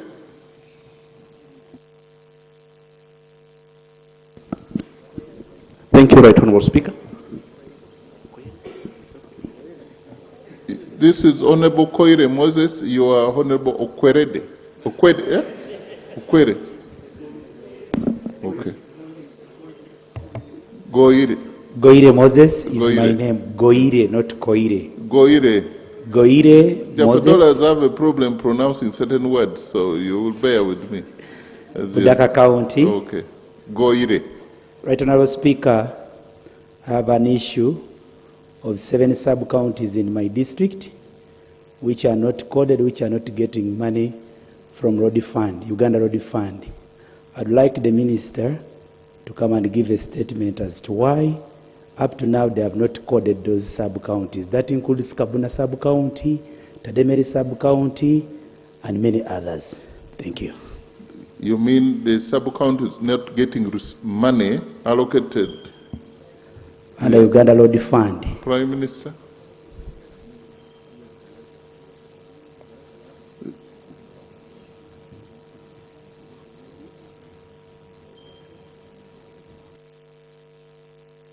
Thank you, Right Honourable Speaker.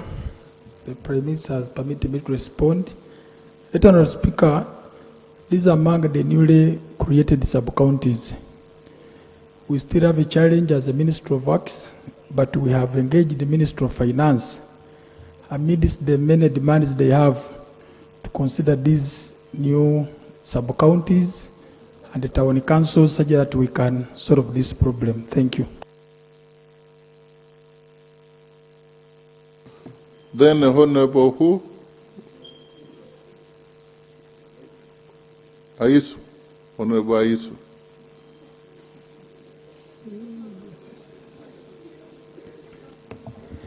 Thank you, Honorable Speaker. Last time you stopped me from raising the hand, and thank you so much for guiding me. Honorable Ibrahim Aisu, Palisa County, and the district of Palisa. Honorable Speaker, I have a concern of the General Hospital within the district of Palisa. The X-ray is now 10 years down. It's not functional, and the scanning machine, it's in the state of analog. It can't even go beyond 2 to 5 patients. The question? So it's my plea to the government, in line with the ministry, responsible to put the things right. And then it too, Kagodi Parish is one of the parish in the One. Thank you.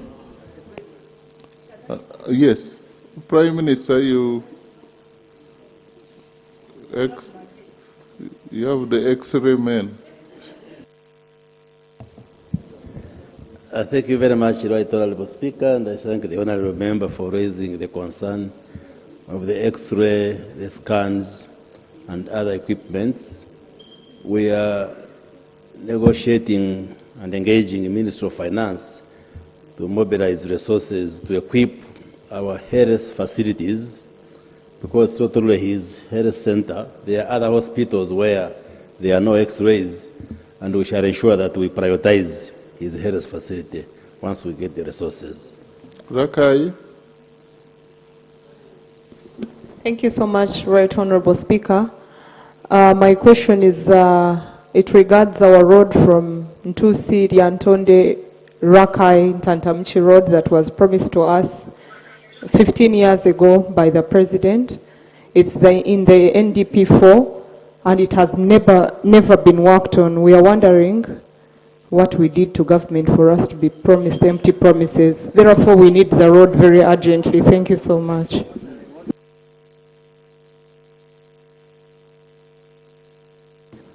Right Honourable Speaker and members, Ntusi in Sembabule, Lyantonde, Ntantamuchi, Rakai is a priority road, and it is in our National Development Plan 4.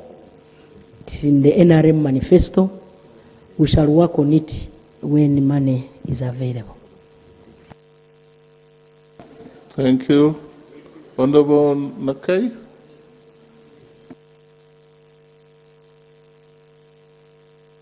Thank you, Right Honorable Speaker. My name is Julius Nachi, MP Budadiri East.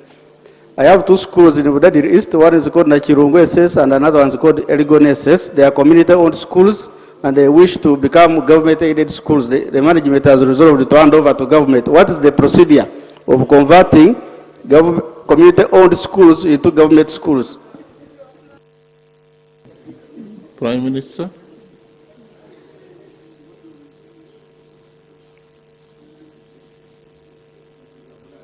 I thank you, Right Honourable Speaker, through the Prime Minister, Right Honourable Prime Minister. First of all, I'd like to thank the member for raising that matter. But Right Honourable Speaker, allow me to draw the August House to the policy of government in line with the provision of one government school per sub-county. How I wish my colleague could be sincere and tell the August House whether within these two seed schools, the request which is coming, there is no government-aided school from that sub-county. So one which doesn't have, we will be able to plan on how, depending on the availability of funds for coding, for grant aiding, we will take that one. But for purposes of that one which does not have, we will have to work in line with the policy, one government seed school or grant-aided school per sub-county. I thank you. Thank you. Honorable Ricky, this way first, don't... Thank you, Right Honorable Speaker. Right Honorable Speaker, I come from Agago District. Agago District has 26 sub-counties with 117 parishes and 1,167 villages. Right Honorable Speaker, we have a population of 400,000 people, and we have only one health center 4, covering 3 constituencies. The workers are overwhelmed in this center, health center 4 with burdens of work. Right Honorable Speaker, as the policy provides, I would like to know when we can get another health center 4 at Agago West constituency. You answer, Prime Minister. You answered on the community roads, hospitals. They want for particular Agago. You answered for other areas. Now Okay, members, I want to thank the member. He wants a health center 4 in his constituency. The policy of government is clear. And I think the minister will give more detail. But I want the member to be patient. We shall go to his constituency and construct a health center 4. Thank you. Honorable Okweret. Okay. Thank you. Just to supplement the Right Honorable Prime Minister, like I said yesterday, there is a project we are designing, and part of that project will be to upgrade health facilities in the country. And like the Prime Minister said, our policy is for every county or constituency to have a health center 4. So soon, that project will be starting, and we shall see how to prioritize Agago district and his constituency. Thank you. Honorable Bukedea. Yeah, thank you. Thank you, Right Honorable Speaker. To the Right Honorable Prime Minister, the government has announced the coming El Ninos in the coming month or even weeks from now. But in my area, in Tajar Parish, which is in Kabuturu sub-county, those are areas where the former speaker used to come from. There is normally the outbreak of water, which comes from River Sironko, and it affects the whole sub-county. That, of course, affects all the people from there. What efforts is government trying to put before the El Ninos come in to affect the people? Thank you. Yes, Prime Minister. Right Honorable Speaker and members, Yesterday, we had a meeting with the Ministry of Water and the Environment so that we can do the early warning systems such that members who are in those dangerous areas can evacuate quickly before they die. Because we have seen water washing away people, and I have witnessed a number of things.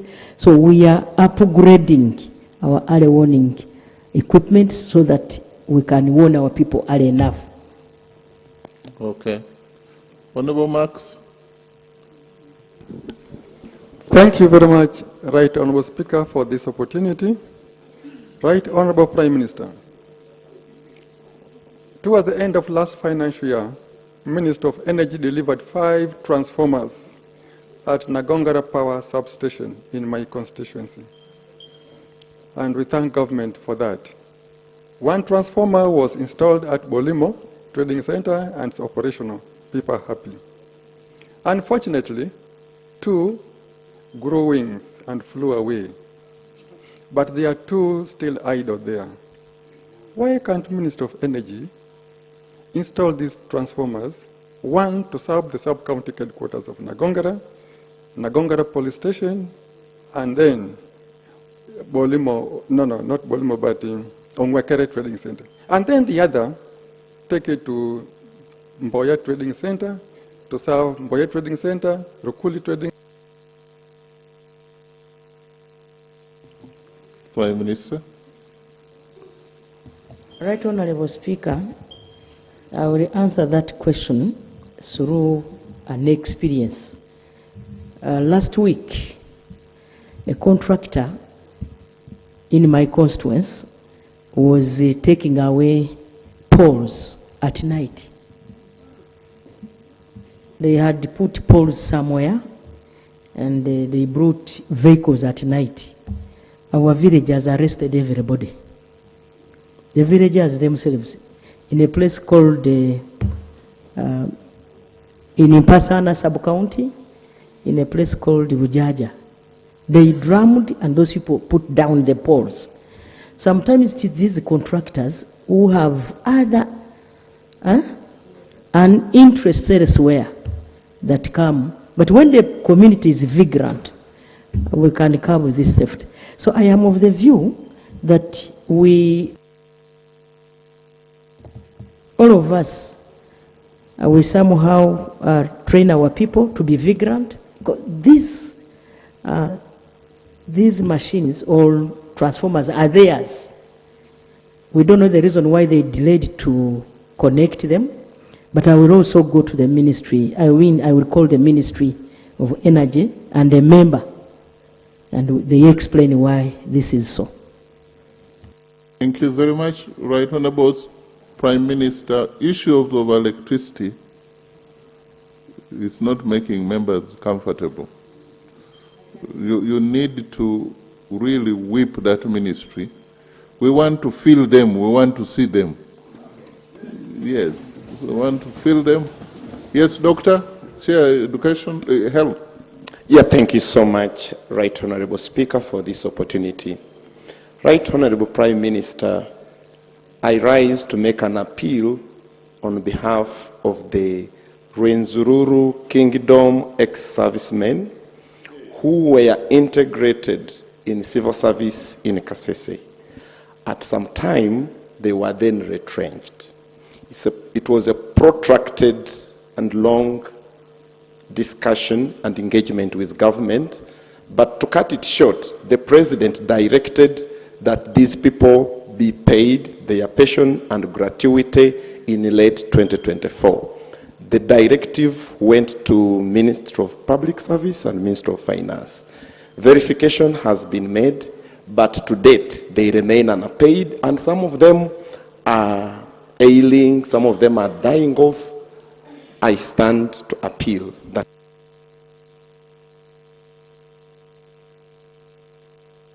Right Honorable Speaker and members, I commit to follow up. Bovuma, there are more people with questions. I have not gone this side. Can you keep it within 1 minute? Thank you, Right Honourable Speaker. Judith Naguja, Bovuma. I would like to thank government for the oil palm project in Bovuma. It has surely transformed the shape of Bovuma Islands through job creation and also improved road network. My question is, although we have some benefits, the project has affected many persons. One, delayed compensation. Two, delayed construction of the mill, and refusal of the supply of the project to supply farmers with palm oil seedlings. The nursery is in Bovuma, but the seedlings are transported to Mayuge. They tell the people of Bovuma that they don't have the seedlings. Even the committee in charge of oil extraction has not reviewed the oil extraction. Prime Minister, you don't come and give stories. Go to the question. Right Honourable Speaker and members, I have some knowledge about that project in Buvuma, Kalangala, Chotera, Sangobe, and now we are targeting Busoga, even Maruzi. Right Honourable Speaker, where there is oil palm, there is a lot of change in socio-economic development of that area. She's right, there are some delays. We had a meeting in June, but we did not conclude. I promise that I will inform the member of the actions that we shall have taken. Thank you. On Gomba West, Honorable Wakojo, Gureme, Robina, Chair Defense. Thank you, Right Honourable Speaker. Mine is a concern about the roads which used to be UNRWA roads and were taken over by the ministry, most especially the Madu Chai Nabakazi Road and the Madu Chai Misozi Road. I'm wondering when they are going to be worked on, because we have the El Nino coming up and the roads are in a very sorry state. I don't know if I can also talk about the Akagali Bridge, because it's also one of those that has to be worked on, the 69 which Mosei talked about. Thank you. Prime Minister, I call out the Prime Minister because she is the only one who can answer. This is her time, but you do that. Thank you very much. On her behalf. Right Honourable Speaker, and thank you, Prime Minister, for giving me a chance. Right Honourable Speaker, I do confirm to the Honourable we had a meeting yesterday, and that road is among the roads we discussed about. We are seeing how to align our budget. We see some of those roads which may affect us due to the rainy season coming in. We rectify them before that time comes. Thank you. Thank you very much. Agago, Adilang, Thank you, Right Honourable.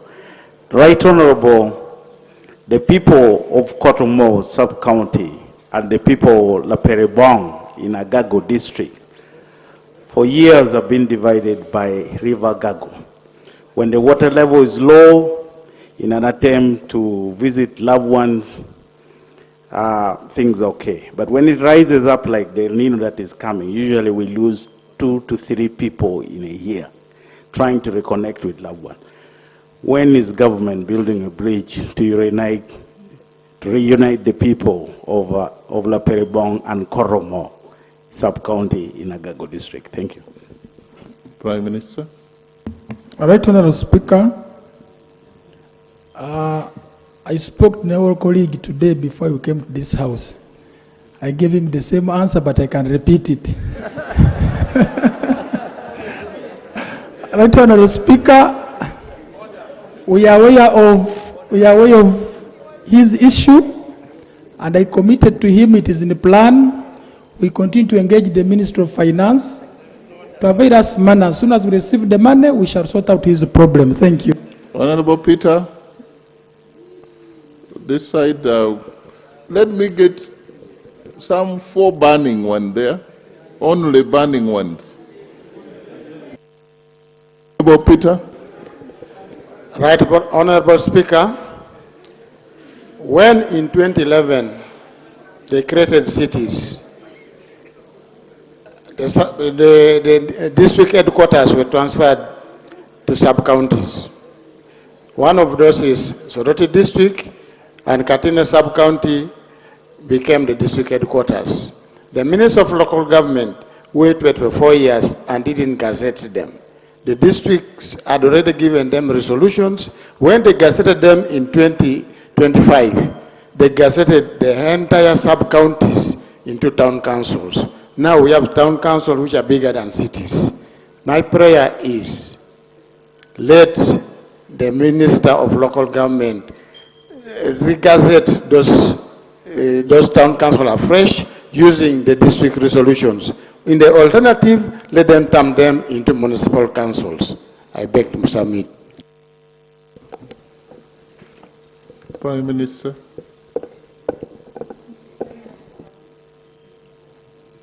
Local government, I think they're Right, in the Honorable field. Speaker and members, you are aware that the policy is clear.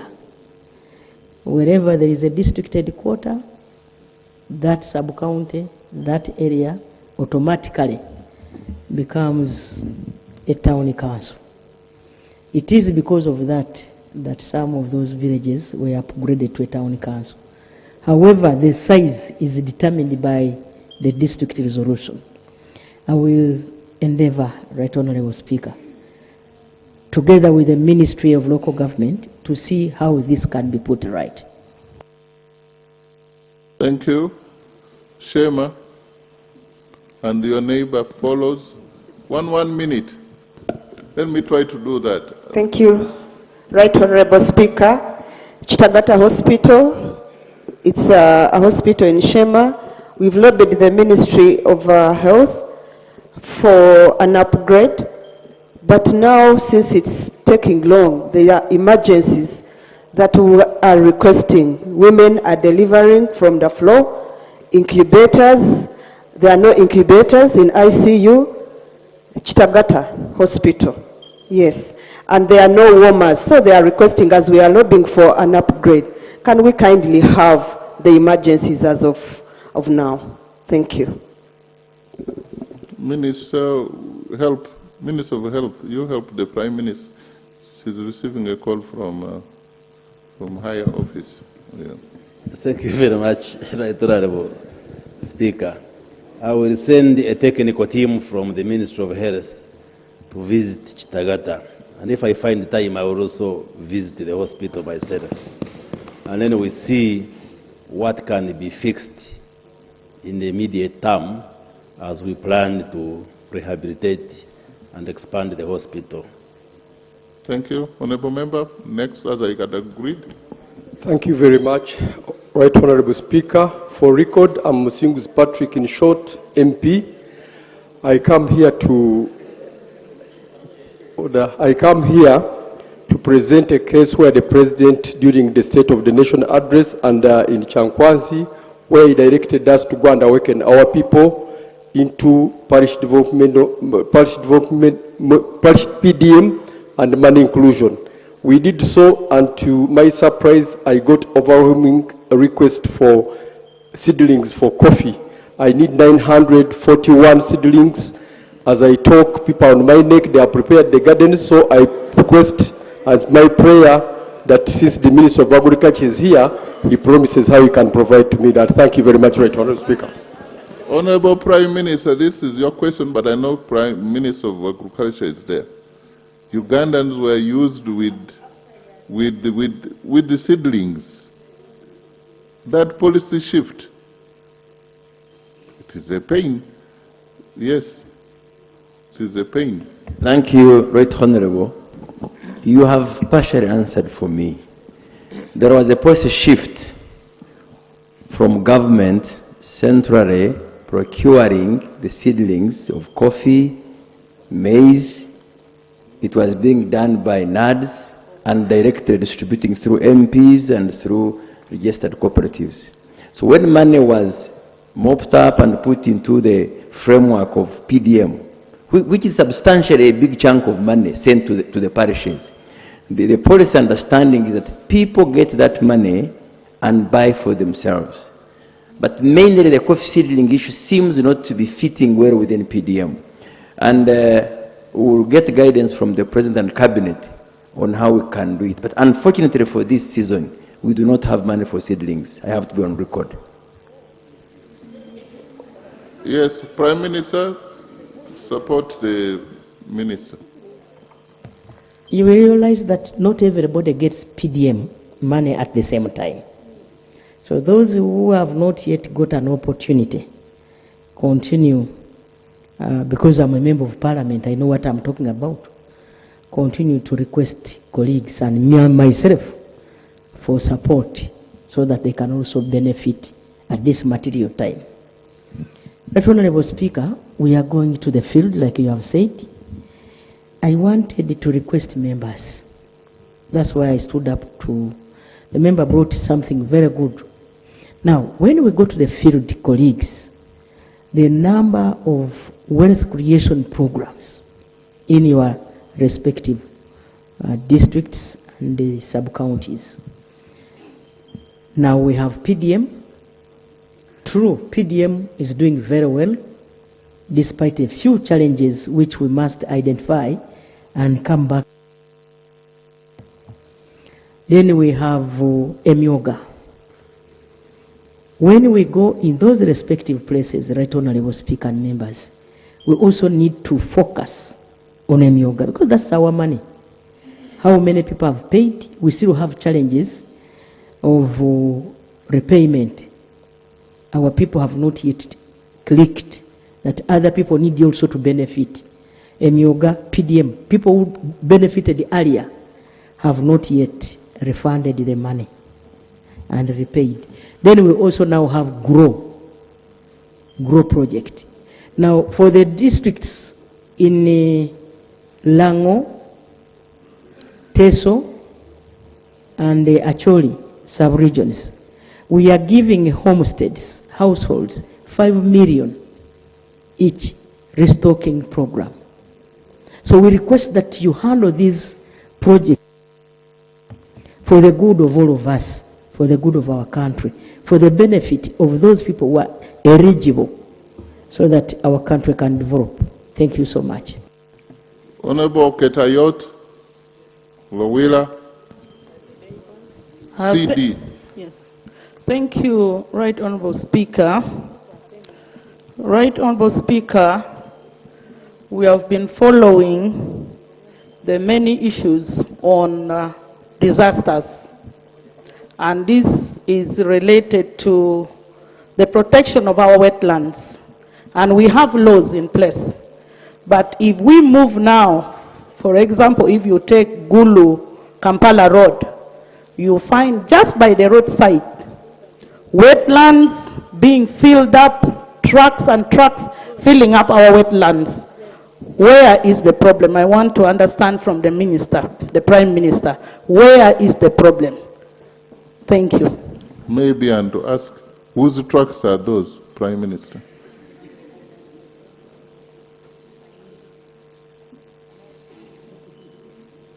Sorry?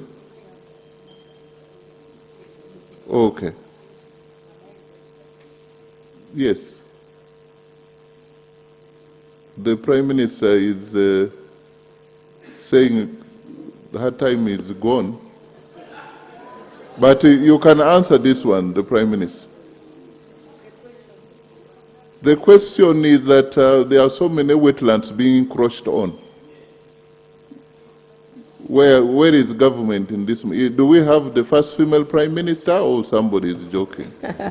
Right Honorable Speaker and members, those who are encroaching on our wetlands, they should vacate. That is it. It's an order that has been in place. However, there are areas of Bukedi and Chigezi. Busoga Bukedi, where the president said we want to educate, train them and skill them on how to use the wetlands in a friendly manner. But other places leave now. Woman MP Gomba. I have again started the other side. Thank you so much, Right Honorable Speaker.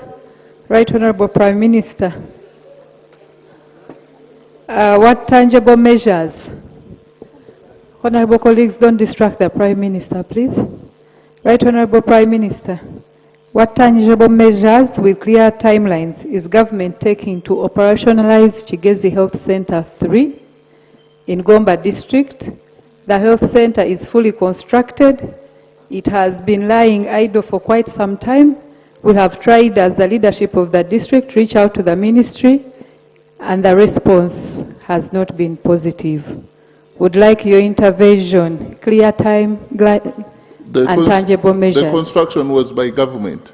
Yes, right. But it's not working. It's not working, and we have one health center too that is at the peripheral, and the rest of the population is not getting services. But we are excited and would want it to work. Thank you. See, people have problems. In some of our sub-counties, we lack health centers. Others, health centers are built and it's not being used. Prime Minister. The Prime Minister has authorized me to respond on her behalf. I was consulting the immediate former Minister of Health because the Honorable Member and the leadership of Gomba District have not at least come to me when I joined the ministry. But the update I got from the immediate former Minister that health center was constructed under the U-Gift project, and resources for equipment and recruitment of health workers were sent to the district. So the delay appears to be occasioned by the leadership of the district of Gomba. But I will engage with the Honourable Member of Parliament and we'll see how to engage further with the leadership of the district to see that the resources are utilized and the health center opens and serves the people of Gomba. Honorable Pius Wakabi.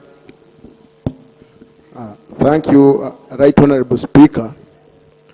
Right Honorable Prime Minister, I want to thank government for the numerous schools constructed across the country, the new schools. But my concern is one. Government has always pledged to rehabilitate our traditional schools. And even Parliament has always allocated funds, but up to now, nothing is done. I'm talking about schools like Kabalega Secondary School, which is in a sort of state. So when are you considering rehabilitating our traditional schools? Thank you so much. Prime Minister. Right Honorable Speaker and members, government came up with a facility which we are about to operationalize.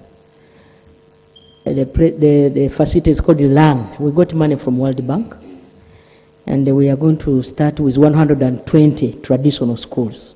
So the program is on, and that Kabalega school will be handled. Honorable Kasukari. But Thank how you. would you allow a man to be named the Kasukari? Thank you, Right Honorable Speaker.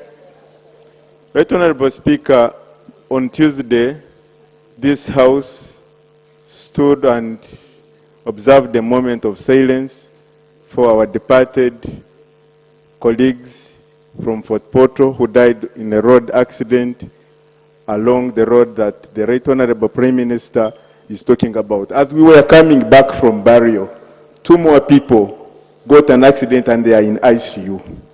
Tomorrow I'm using the same road.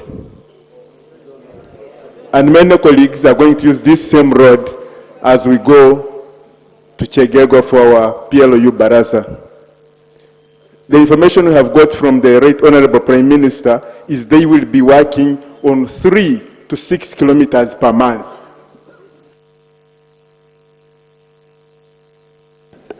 That means at the minimum, they will need 17 months to finish a stretch of 53 kilometers from Chegegwa to Chenjojo, and many more people will be dying. My prayer, Right Honorable Prime Minister, is that we find a way of quickening this process. Otherwise, this is a death trap for people from Toro and Rwenzori. The Minister of Works will help the Prime Minister.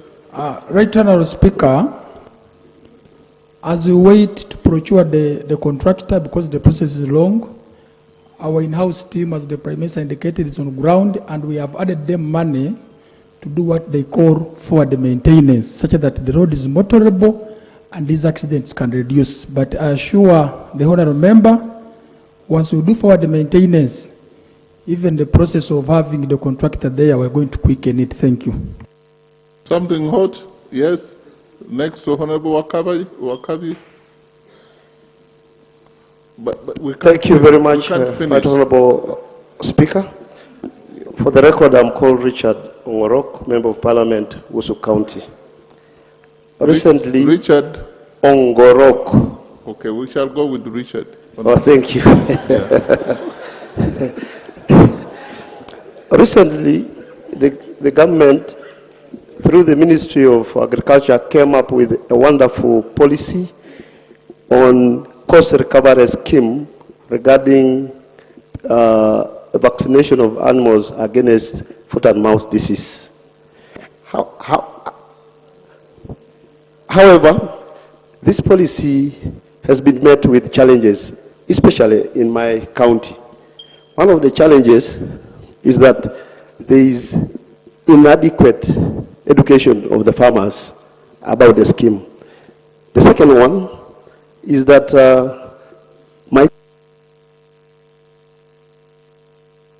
Yes, Prime Minister.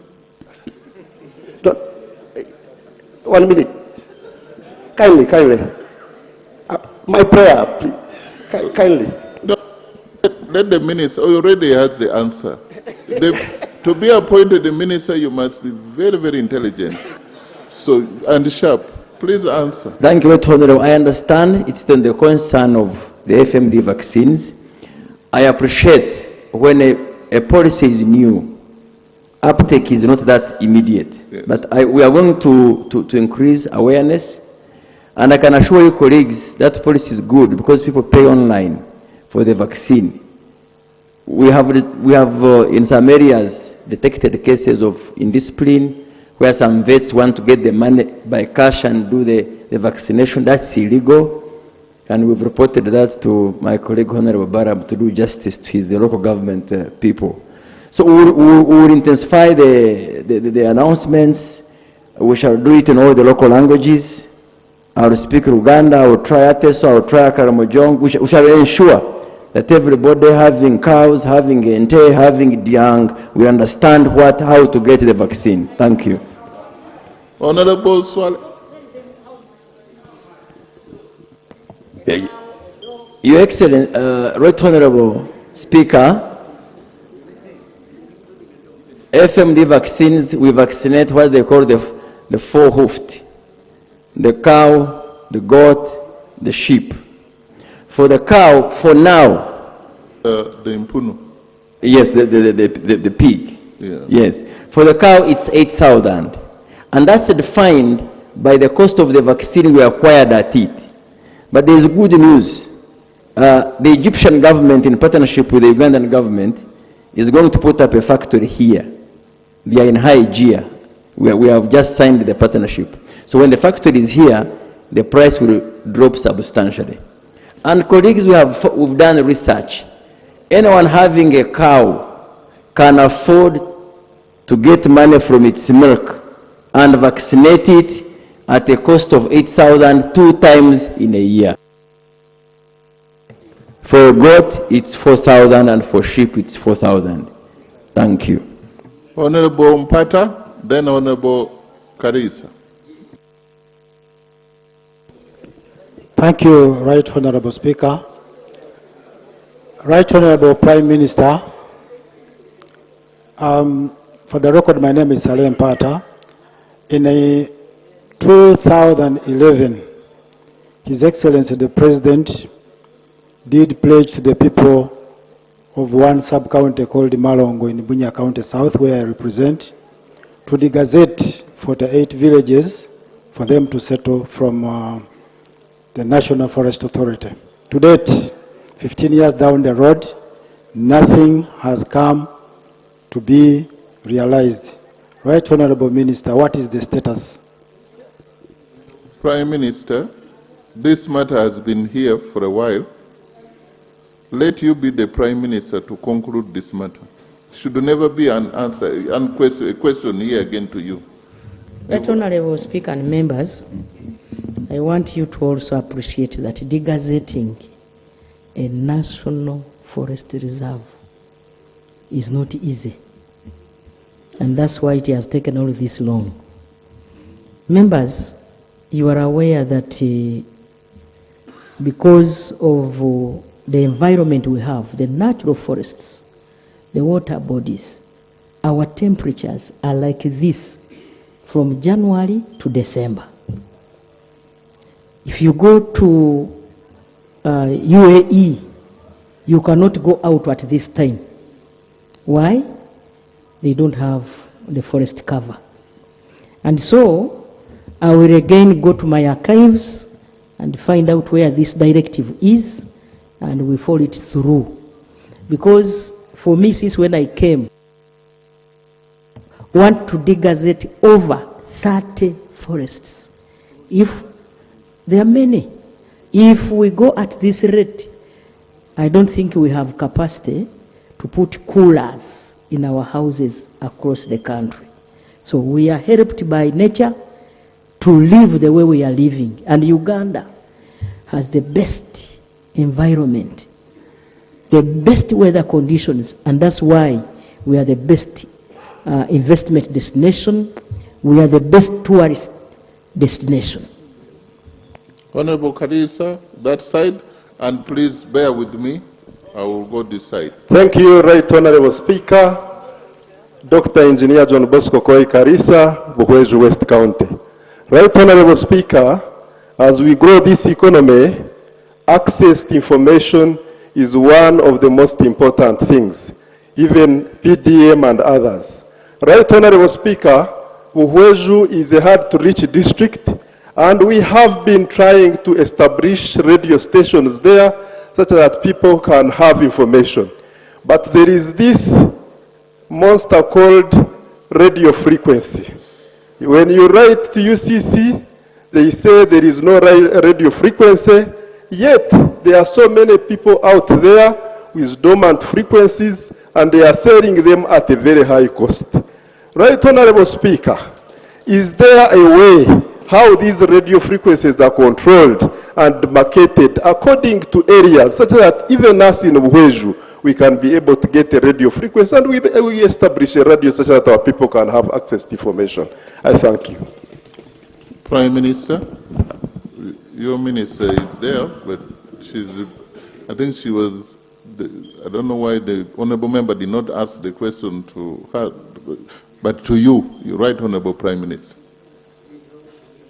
Honorable Kasule is there, but she's...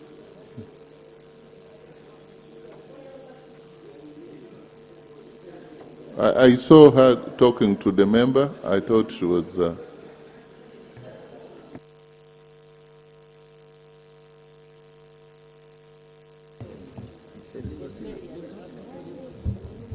Thank you so much, Right Honorable Speaker, and thank you so much, Right Honorable Prime Minister.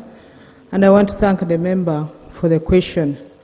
Right Honorable Prime Minister, frequency is a resource of government, and one has to apply for it, and government has advertised.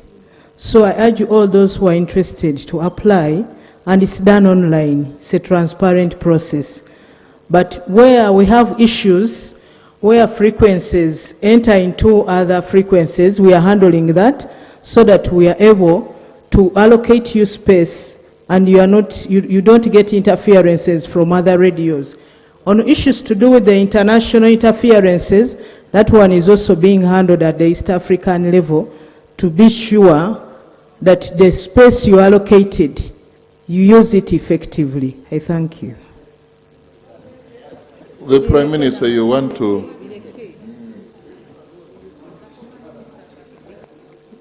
Okay. Kumi, Oye. Oh, yeah. Thank you so much, Right Honorable. The farmers in Kumi district are taking a step to commercialize agriculture. Right Honorable, I have a number of the youth and farmers who have established fish farms, but they are unable to stock. May I find out from the Office of the Prime Minister and also the Minister of Agriculture whether these farmers who have taken that step can urgently be helped so that their farms are restocked as they try to fight poverty. Thank you. Thank you.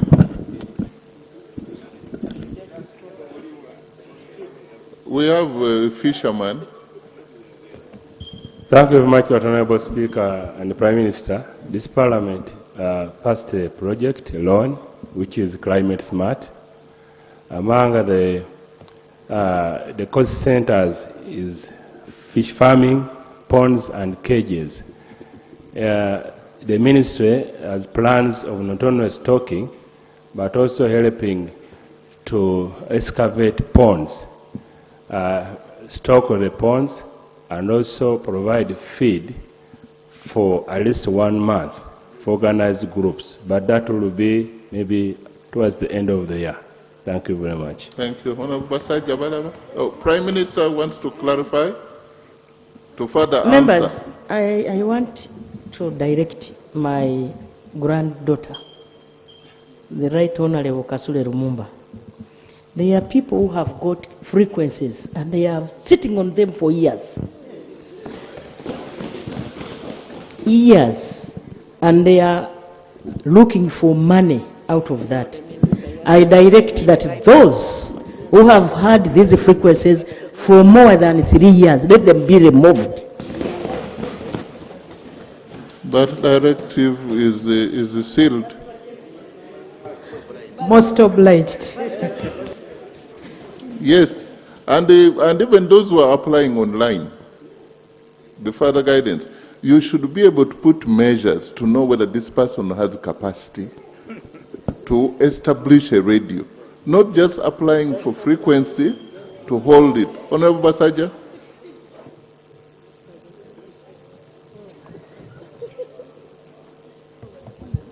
Thank you, Right Honorable Speaker.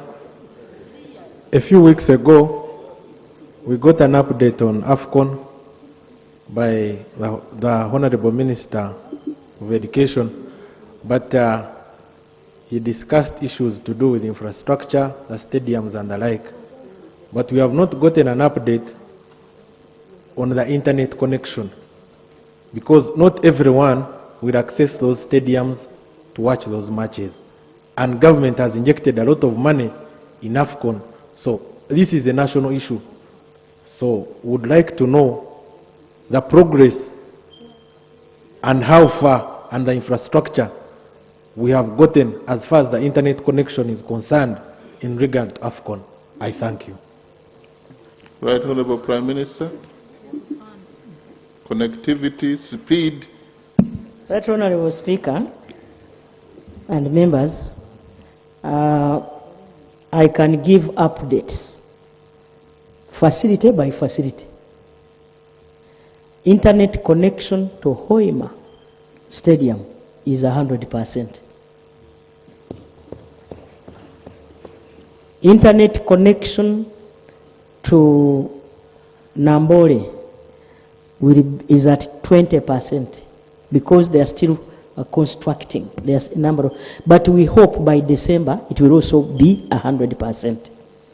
Internet connection to Achibwa facility is at around 10% because they are completing the structure as we speak now. Honorable members, there are these training facilities. Most of them are still below 50, but we have hope that by December 31st. All of them will have internet connection. The chair of Bugisu Parliamentary Caucus. Thank you, Right Honorable Speaker. Who successfully chased me away from the Imbalo ground. Thank you, Right Honorable Speaker. My name is Wakoli Godfrey, and I do represent the people of Butiru. I wish to ask about Ikali Health Center 2 in Butiru County, which was earmarked for elevation to a Health Center 3, with the indicative funding of 400 million, and the contract reportedly awarded to UPDF Engineering Brigade. But to date, Right Honorable Speaker, there is no visible work on the ground. And I just want to ask, when is government going to ensure that the upgrade of this health facility actually commences and completed so that our people are served? I thank you. Prime Minister.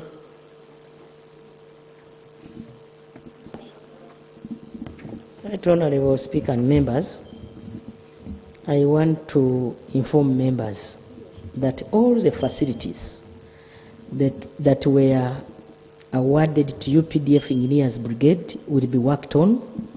The only challenge we had was after AFCON facilities were handed over to UPDF. I think this you know better than even me. These people put together all their forces so that we can have this national AFCON activities done. But soon after that, by January up to June next year, those UPDF will have finished all the facilities they are working on, and they will have completed the facilities they are working on, and they will come to work. Even in mine, I have Kakindo Center 4. They were working on a maternity ward. I have Kisita Health Center 4. They were working on a theater, which has since delayed because of AFCON, but we shall handle all of that. You have Kambuga, but they got overwhelmed. That is it. The money is safe, and they will work on your facilities. This is the first time the Speaker is seeking for guidance from you. How do we handle this? Question time is 1.5 hours. It's supposed to be 1 hour. We've gone 1.5 hours. And we can't. Right Honorable Prime Minister, these people want to interact with you. I think as a way forward, we could do, because we are supposed to conclude on the state of the nation, and I have all people lined up here. All people lined up. So,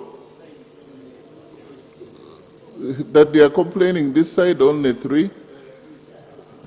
You take 3 here, and I will take 1 independent. Where is the independent? Now everyone is independent. So you.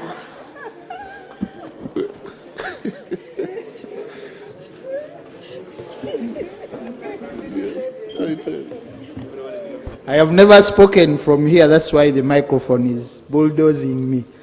Thank you very much, Right Honorable Speaker. I am Ivan Cheune, Member of Parliament to the new city, Nakasongola.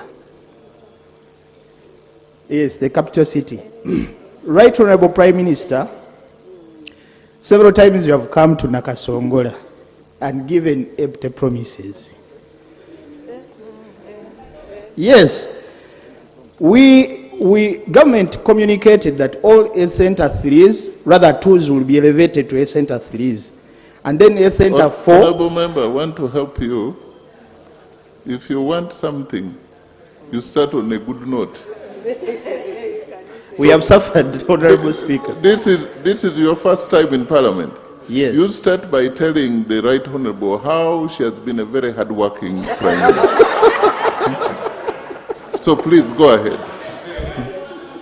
Right Honorable Prime Minister, as we are having rumors that Nakasongola will become a city, we are kindly requesting we are kindly requesting that the health center be elevated to a fully fledged hospital, because we have a huge crowd of patients coming to Nakasongola. There is no space for those patients, and the staff are not enough to work on that crowd. Thank you very much. Right Honorable Prime Minister. Right Honorable Speaker and members, I request the Speaker to expunge the first sentence. Why? I came to Nakasongola in 2021. I found your communities stuck with floods. Using the Prime Minister's power I have, we constructed the Mone Primary School. Fully fledged, equipped from the office of the Prime Minister. Number 2, Rwampanga Health Center 3 had submerged. We constructed a new health facility using the Prime Minister's money. So I want that comment expunged, Right Honorable Speaker, from the Hansard. Now, as for Health Center 2's upgrade to Health Center 3, it's a policy of government. I know he's new, and he's learning. We are organizing a facility from the Ministry of Health, which facility we used earlier to upgrade and equip those health facilities. The NRM government that I subscribe to, for me I'm proud to be a member, has never deceived the people. Has never. We shall work on those small facilities you are talking about. Right Honorable Speaker, I beg to submit. Yes. So you are again up?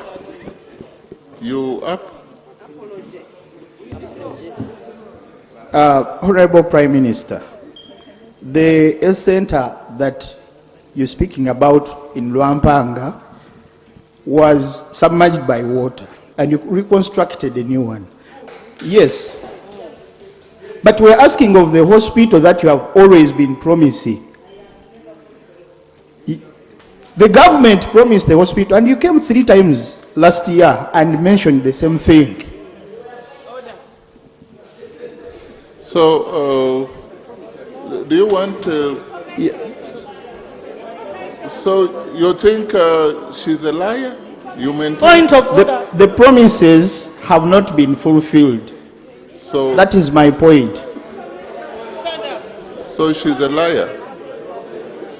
If the promises are fulfilled, then we can expand the statement. Order. Thank you very much, Right Honorable Speaker. I know the honorable member is new in the House, but he knows that the NRM government, or NRM party for that matter, has just won an election and has presented a manifesto which is 5 years, which contains some of these pledges. Is he in order to think that when we present a manifesto, we must implement everything in one day, when he knows we have a social contract for 5 years? So, is he in order to be a slow runner as a new MP? Now, that's a hard one. The point of order is that you should do, my ruling is that the member, you should know that we all got elected due to promises we made. And to be told only after 3 months being sworn in that you're a liar is a strong statement for this House. Yes, so I thought you would withdraw that statement, but for you, you are insisting that until that is done, you will not withdraw. I wish you good luck. Yes, Soroti. Thank you, Right Honorable Speaker. The aspect of lying, that should be not part of our record. You can also use other words which are diplomatic, not is economical with the truth or something like that. Yeah. Thank you, Right Honorable Speaker. I would love to commend government for having availed us some funds for constructing a new theatre in Soroti Regional Referral Hospital. I'd love to raise a concern that we have not had a medical ward in Soroti Regional Referral Hospital for the past 7 years. It collapsed when they were attempting to renovate the roof. As we speak, there is a threat of the surgical 2 wards, male and female, which were constructed in 1924, threatening to collapse. I would like to get clarity from government. You were not here yesterday? I can tell you that question we don't have to waste. Government already has bigger plans for you. New referral hospital. Yes, please. Thank you. The woman MP of Tororo, what do you want to say? And I don't know, okay. Thank you, Right Honorable Speaker. The Nagongera Busolo Road is a vital artery that links 2 to 3 constituencies, and for some time, government has been promising to work on it, and I would like to know when this will materialize. Thank you. Now, when it comes to that one, I will keep quiet. Right Honorable Speaker, I do commit that that road, we're in the final discussions with the Minister of Finance as we sent an update earlier this week, and the Finance has promised before this financial year ends, they will have finalized the finance arrangements, then we start on that road. Thank you. The Prime Minister is tired. The Honourable Member. Yeah, thank you very much. much. No, but we've gone beyond the time. She's now on the other, yeah. Thank you very much. That will be the last one. Thank you very much, the Right Honourable Speaker. I want to commend the Right Honourable Prime Minister for being the most committed Prime Minister ever. Through you, through the Right Honourable Prime Minister, this question goes to the Minister of Education. We have annexes, primary schools, that have much more learners compared to their mother schools. And their UPE grants goes to their mother schools. And the mother schools releases whatever they wishes to release to the annexes. What plans do you have for coding these annex schools so that at least they can benefit? Thank you.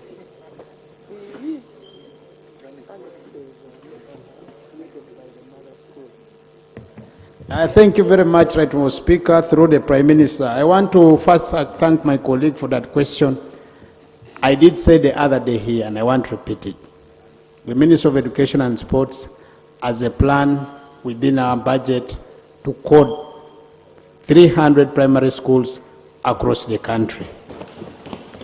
However, we are working closely with Minister of Finance based on the next financial year to secure the funding for the coding of the 300 primary schools. That's what we are planning for in the next financial year. I encourage you, colleague, to get time, come to office, and we see what happens, whether they are among the 300 or not. I thank you so much. Kanungu, woman MP. Otherwise, I might not have my health centers worked on. Thank you, Right Honourable Speaker. Mine goes to Right Honourable Prime Minister. In April, President gave a directive on helping tea factories and paying tea nursery suppliers. Right Honourable Prime Minister, you are in that meeting. I request that you update us on when these people can be paid and these factories can be given money to revamp them, and when their fertilizers can be given to tea nursery operators and tea farmers. Thank you, Prime Minister. Thank you. That's core. Thank you, Right Honourable. It's true, a commitment was made by HE, the President, to find a financing arrangement to support the tea value chain operators, including factories, including the tea nursery suppliers, and to have a fertilizer subsidy. So government mobilized the money to a tune of 80 billion and procured fertilizer from some of the investors in the country, namely Intracom, an investor from Burundi, and our own Magora. So we procured fertilizers. They are now being delivered to a number of district stores, and we are yet to conclude, either this cabinet or the other cabinet, on the policy for sustainability purposes, whether it is free or we can have a cost on cost sharing basis. But Honorable Minister, also state the method of delivery. I'm told they just go and put it somewhere. They dump it somewhere. Is that delivery or They dumping? deliver to the district stores, unless if the people receiving them at the districts are being negligent, but let me follow up on that. Thank you. Yes, because if they just dump it, nobody will receive it, they won't be paid. Thank you. So I thank you. Thank you. The payment of it's work in progress. It's a question of money. We will continue to engage Ministry of Finance. And of course, some payments were done. Some people in Buhweju, some people in some parts of Ankole. So we are remaining with Kanungu, parts of Zombo. So it's as money comes in and as the claims get verified, we pay. Thank you. Honorable Mpindi. The factories will get loans from UDB, and they can continue to discuss with government through the Right Honorable Prime Minister on other methods of being supported. Honorable Mpindi and Honorable Annette Katusime. Thank you, Right Honorable Speaker. Right On Honorable both Prime sides, Minister. like this, we crown that. Yes. Right Honorable Prime Minister, as you are aware, we engaged His Excellency the President for the affirmative action on PDM in regards to persons with disability, and he directed that 500,000 be added on 1 million to address mobility challenges that people with disability facing during business. The money was allocated, and different districts are doing their different things. Some are giving money to the old recipients, others are giving to the new, others are not giving any money to our people in the districts. My request is to ask you to give guidance to the districts such that our people benefit from that presidential directive.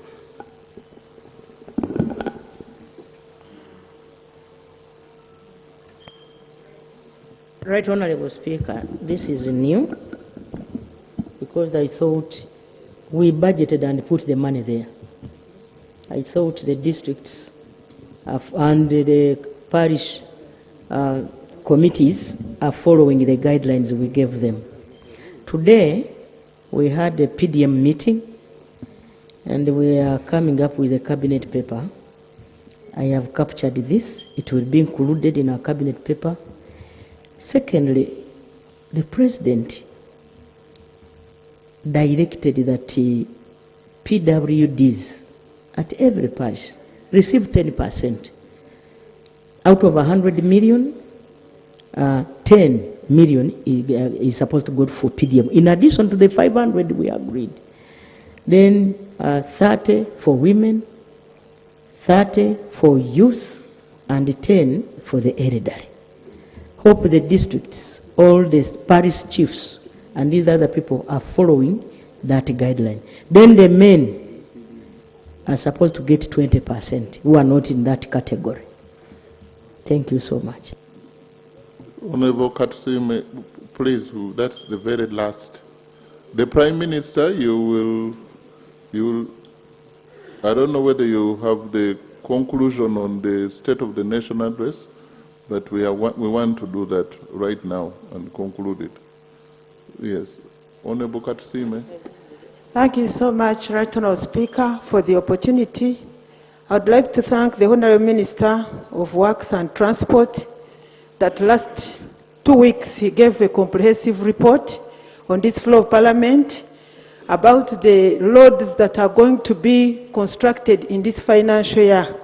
However, Right Honourable Speaker and Right Honourable Prime Minister, Bwiziwera in Mbarara, Nyakambu, Buhweju Nsika, Chabujimbi, Nyakabirizi with a spot Kabwohe was left out.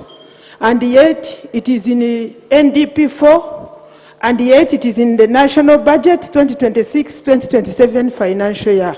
With humility, Right Honourable Prime Minister, our beloved sister, What happened? The leaders of from the region would like to know what happened and be updated. Thank you so much, Right Honourable Speaker. Thank you. Right Honourable Speaker, it's true I gave a comprehensive statement, but I said the roads I've not talked about. They are under planning and for execution start next financial. That very road, this financial we are updating the feasibility studies and we have a direct procurement there. And my honourable colleague, 2 weeks back, I had a one-on-one meeting with her and I gave her this information and we agreed I'm going to whip my people. They do faster the update of feasibility studies and I still commit this August House. Once they are ready and according to our plan, which we have, it's going to be part of those roads where we shall start the physical works come next financial year. Thank you. Thank you very much. We have a here committee report on physical infrastructure on the oversight inquiry into the management, operation and toll collection system. I've looked at the report, it's quite big. We need to do justice to it. And the Right Honourable Prime Minister, I want you, through your team, do some justice on it, study it, so that we can have a very decisive debate. Allow me defer it again for the last very time to next Tuesday. And we do not crowd next Tuesday. We shall not have the State of the Nation address. We shall only have what the Prime Minister said, so that we go to this, because this is about planning. Like next Thursday, we shouldn't put many things when the Prime Minister, people want to interact with the Prime Minister. They are doing representation matter. And this is, if your constituency does not hear you speak for them, then why were you elected? So we should do plan well, Right Honourable Prime Minister, that you, after 1 hour, that oral question might be extended. So clerk should know that from this experience today, we can't rush Thursday, and we can't crowd it. So I want the clerk to call the item number 6, whom I'm only going to get 20 people, 19 people who have not spoken. For you who have spoken, you also listen and watch. Next item. Item 6 on the other paper, motion for a resolution of Parliament to express gratitude to His Excellency the President of the Republic of Uganda, Yoweri Kaguta Museveni, for the clear and precise exposition of government policy contained in the State of the Nation Address to Parliament of Uganda on 4th June 2026. Debate continues.